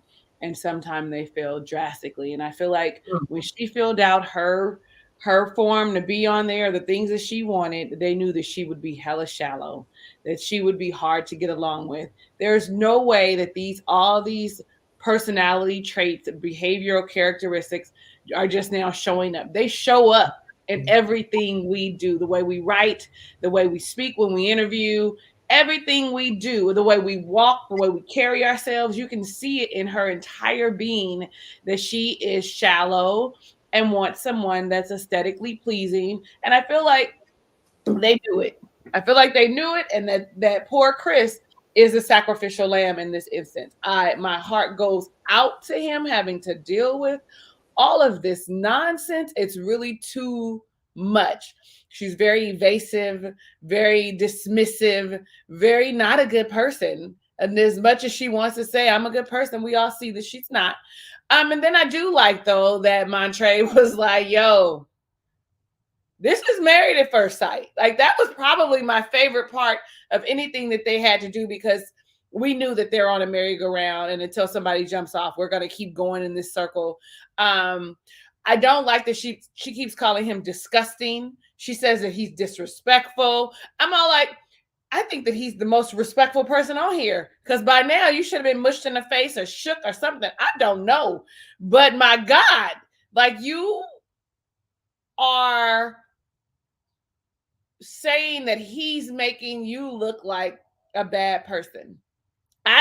You're making me look. He's spinning, or what? I was trying to look at my notes, but my handwriting is so bad. She keeps saying, like, at the table, I don't like the way you made me look, right? I don't like how you made me look. I'm sorry. How did he make you look? You are doing this yourself. You are actually showing everybody what you look like and who you are. And for one of the things at the table, when she was like, I don't want to talk about this in front of the group, I thought to myself, when he asked the question, he wasn't necessarily asking. I mean, when he replied to her, I just want to answer, it wasn't for you to answer in front of the group. It was just, I want you to give me an answer, whether it be here or whether it be back at the room, whether it be via a satellite or a message in the bottle. Just tell me that you don't like me, that you don't want me, that this isn't going to work, so that I can move forward. And I know he doesn't want to say it because he's trying. He wants to see what happens. We can go into this apartment together and be there together in two separate places. Actually, you can move your stuff there and never actually come in the house except for when you need to. Ain't that what what's her name did? Was her name Christina? Not Christina. Who? Somebody, one of them people moved in and was never home. Who? I said Christina was homeless. She was Christina.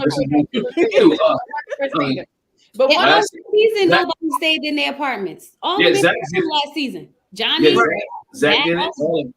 All of them. Yeah. So, I mean, you could literally say, I'm going to move my stuff in here, put 5 outfits in there, and go for the experience, as she would say. And I'm already exhausted. I'm already like, I don't even want to talk. Like, y'all so good. Y'all do y'all reviews on time. I ain't even done mine. But I might just start saying I'm exhausted and I don't like her. Y'all come up with your conclusions on your own and let me know down below in the comments, because I'm really over hearing her whining and crying and speaking nasally. I cannot stand it. I cannot stand her voice. I cannot stand looking at her. It's just, I'm done. Like, okay, y'all said everything and I added 2 cents. That's everything you said, add 10. For me, like the energy behind it. So that rant you went on, Chloe, I'm all like, yes, give it to me 1,000% more, because that's exactly how I feel. Like, yeah. Is it my turn? Okay. I'm so sorry, you guys. I really, really have to go. I'm going to listen. I'm going to still be in the chat trying to drive. I'll be listening, but I'll be in the chat. Okay? Be safe. Don't be chatting and driving. Don't be doing No, that. I'm gonna put the phone down and just listen to everything. Okay.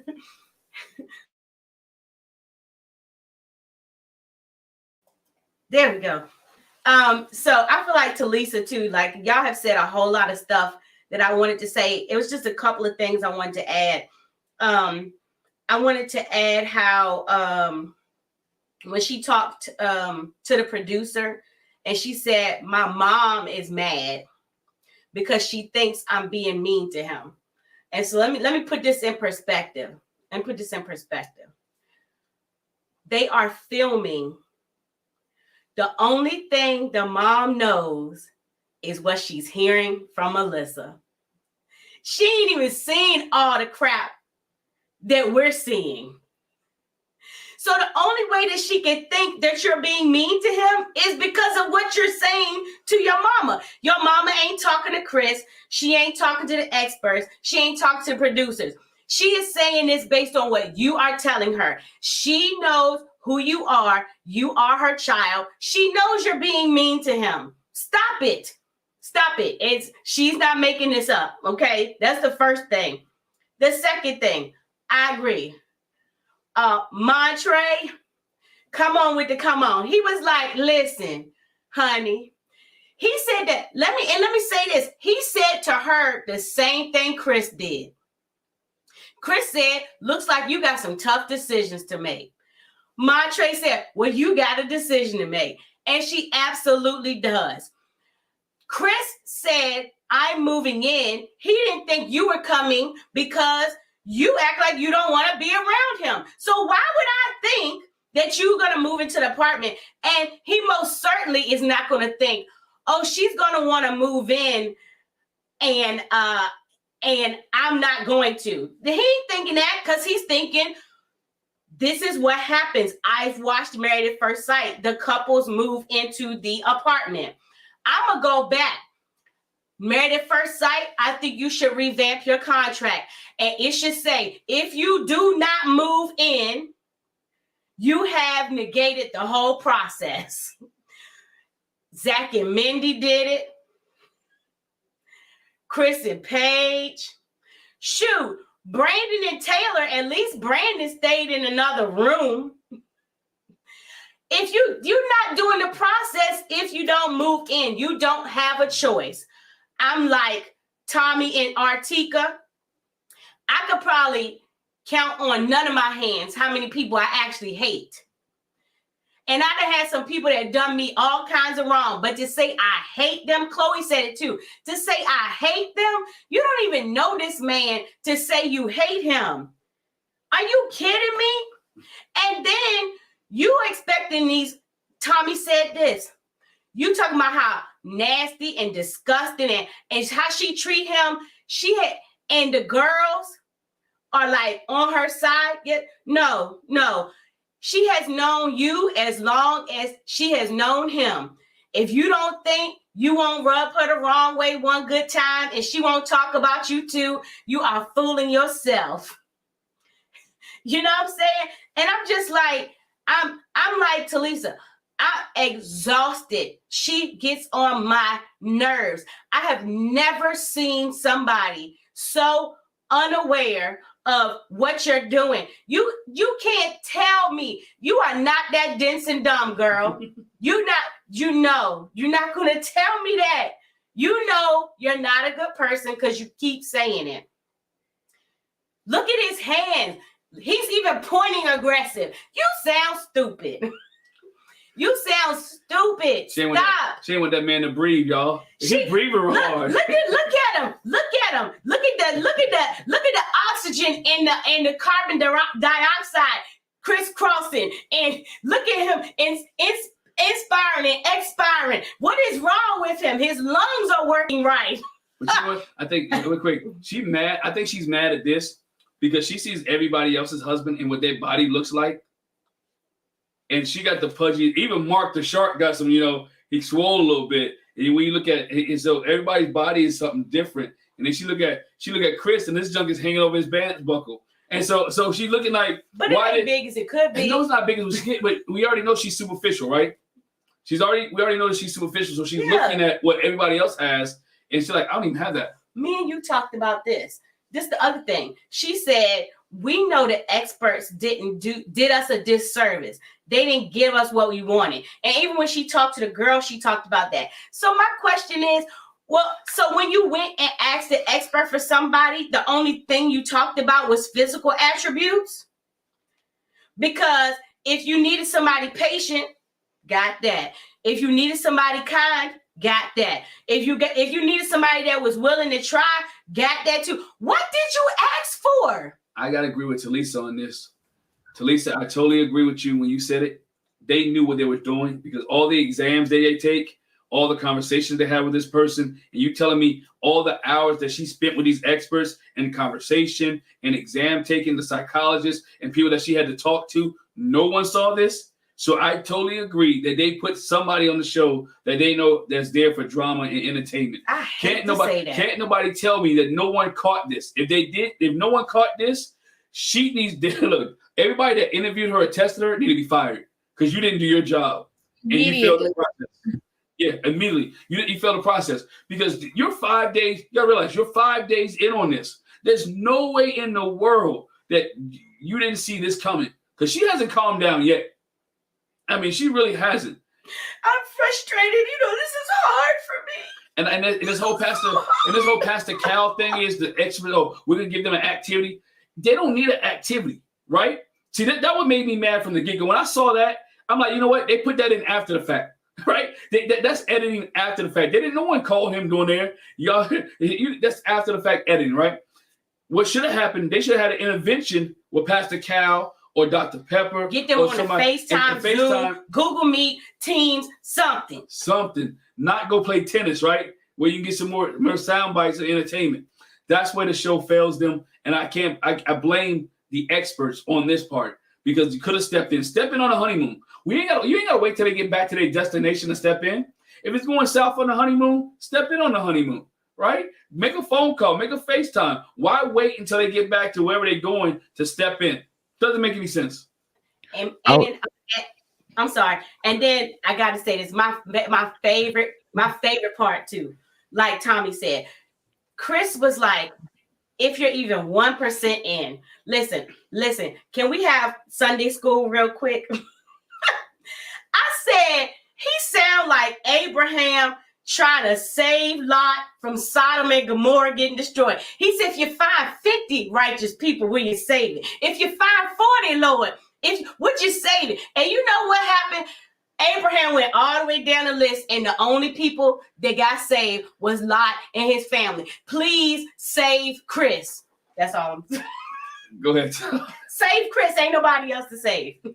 I was gonna say, with the experts jumping in, it's I get that they want to stay out of it, but in this situation, you see something's wrong.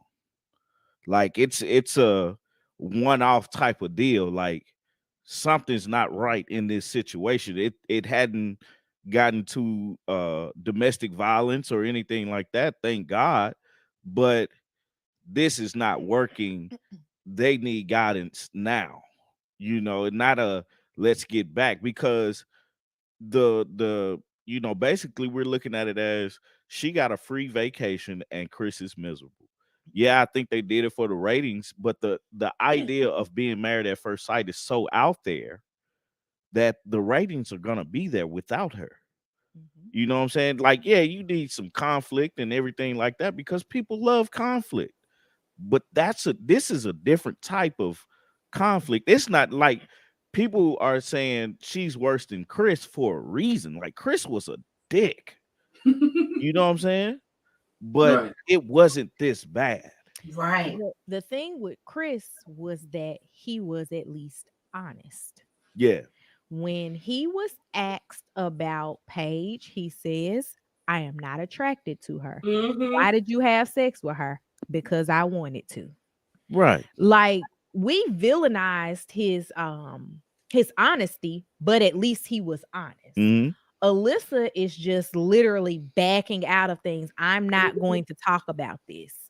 I've addressed this already. I don't want to have a conversation in private. I don't want to have a conversation in public. I really don't want to have this conversation. Period. And even if we go back, I think it was Jackie that brought it up about her mom and saying that her mom is only getting information from her. I've had this conversation with my mom.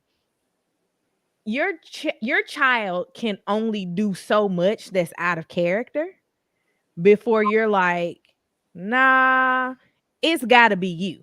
It's like, I have a 2-year-old. She throws tantrums. If someone was watching her, I could tell you exactly how the tantrum is going to start. And then I can tell you at the ending of it, she's going to give you a hug because she's a Sour Patch Kid.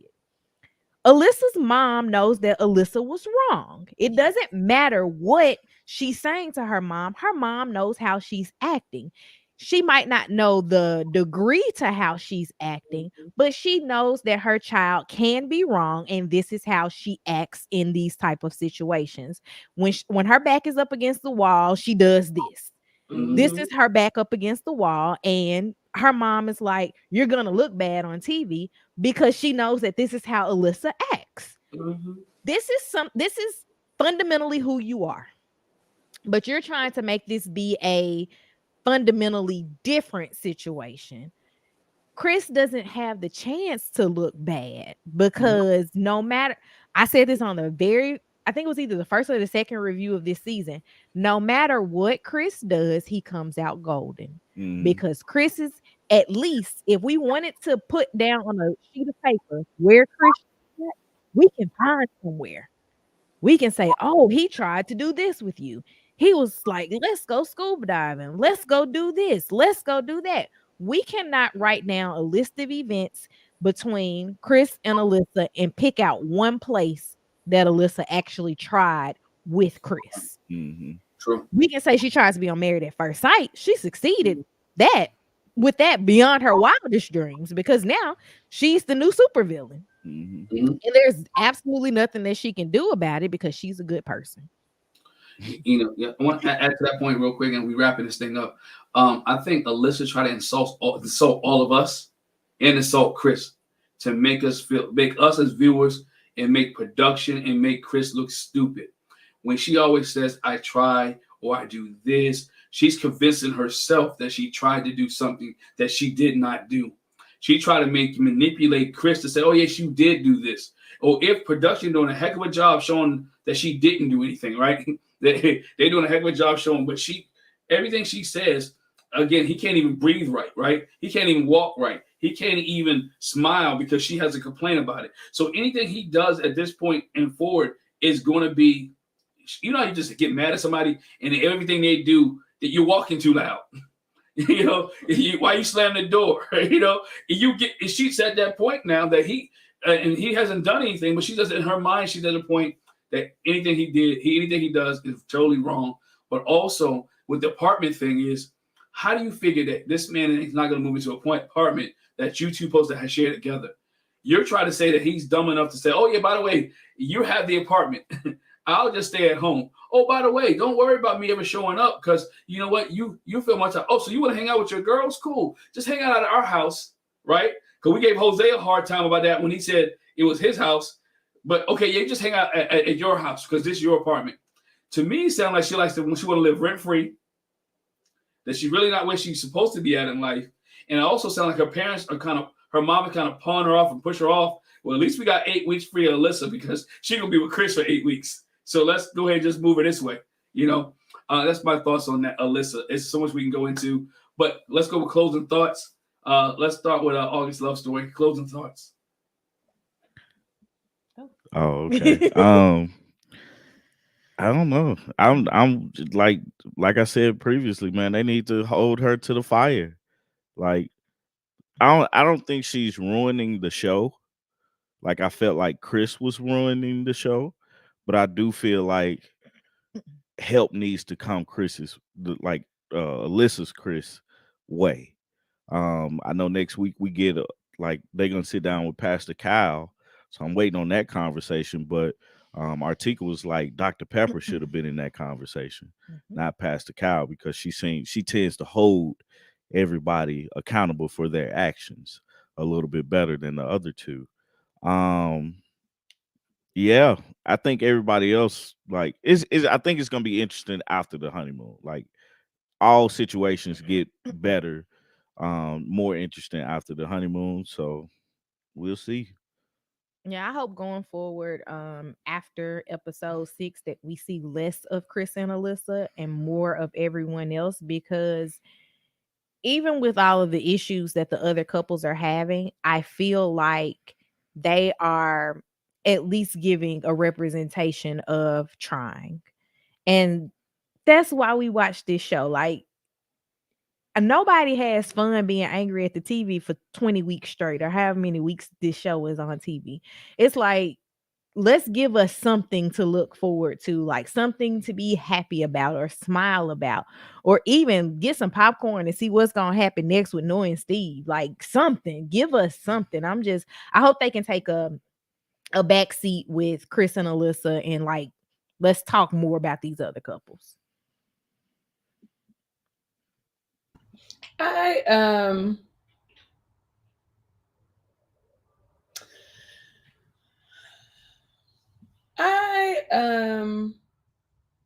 going to watch the season with an open mind.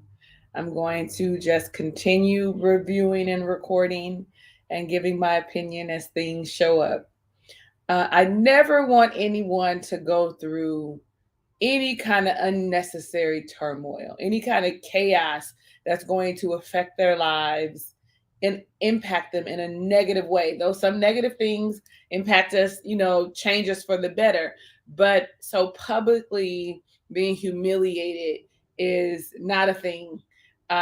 So when I think about Chris and Alyssa first, where Artika wants to see Dr. Pepper, I'd actually like to see Dr. Viviana, because she'd be looking at them and talking to them like, yo, you sound crazy and you look crazy. Do you hear yourself? Like, I would really like to see that. I don't think Pastor Cal is the right person for them.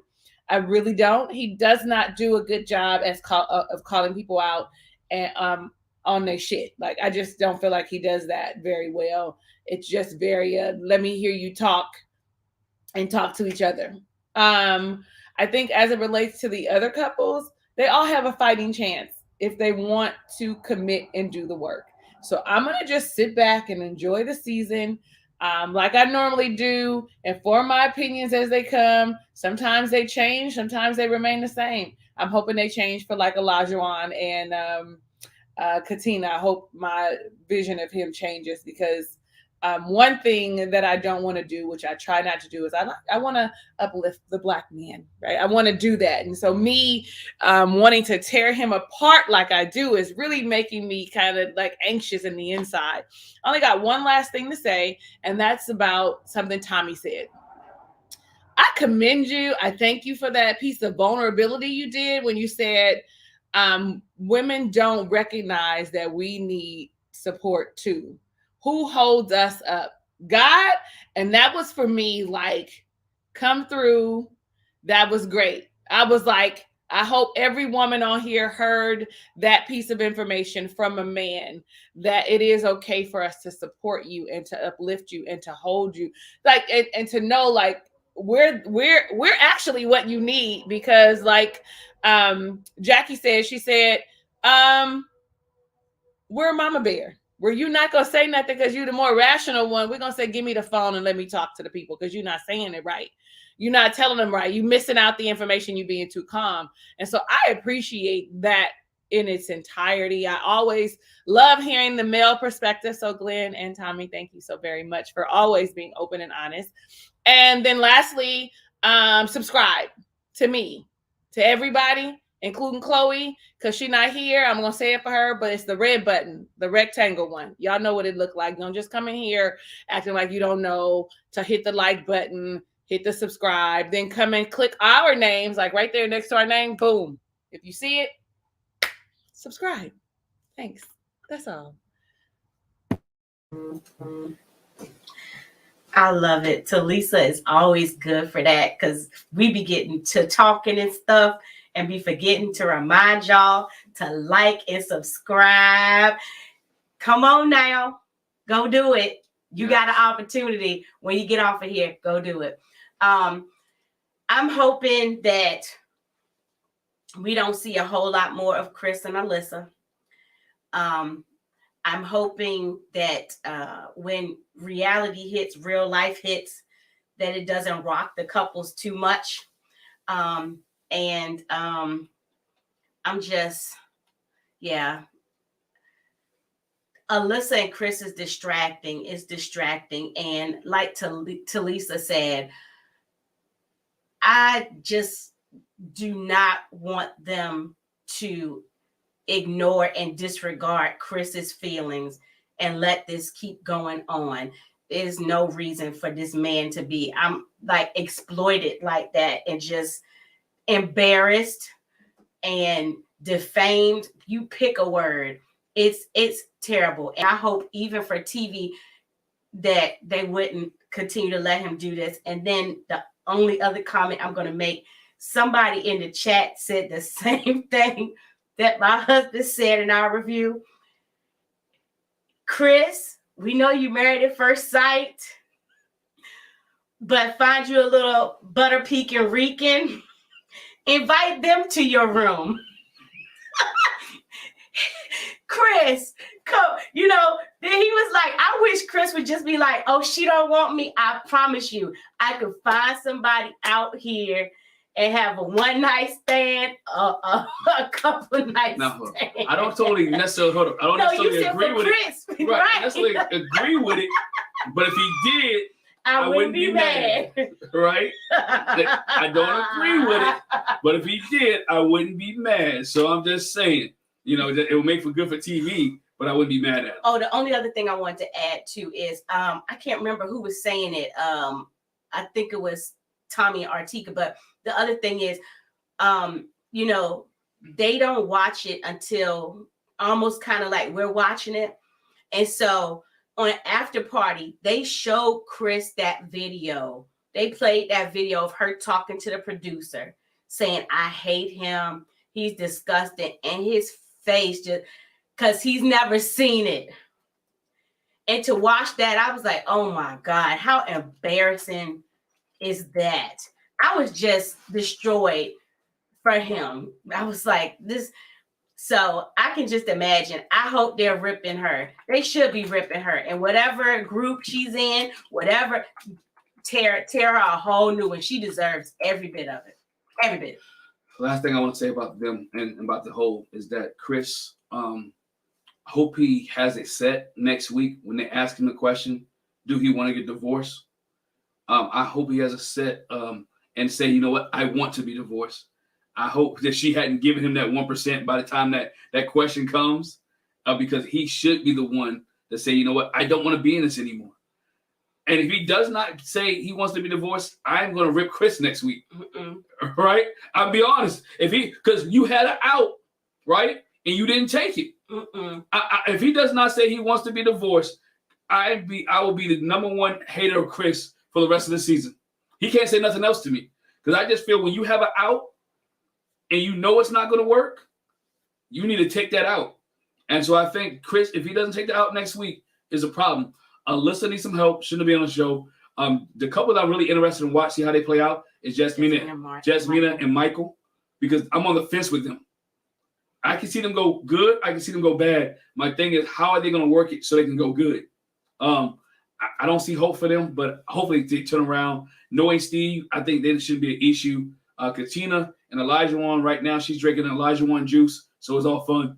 All right, she's drinking Elijah One juice. So again, thank y'all for joining us. I know. Go ahead. You say church finger. One more thing. Yeah, one more thing. You got one thing. Because you brought this up, and me and you talked about this. I think that she is hoping that he will ask for the divorce, because then she can play the victim again. But I was trying this whole time. So for that reason, I hope he doesn't. And I hope he sits back and says, so are you going to answer? What's your answer? I hope he lights a fire under her and makes her do it, because she's the one with the problem. I think that decision day should be next week. Ladies and gentlemen, thanks for joining us. I know some of you are getting ready for this big afternoon. Make sure you hit the subscribe button to Talisa Ray. Make sure you go to August Love Story, hit the button, and make sure you go to Chloe Johnson, hit the subscribe like button as well. We appreciate you for joining us. Thank y'all. Have a great night, and we'll catch you guys next week. Appreciate each and every one of you. Thank you very much.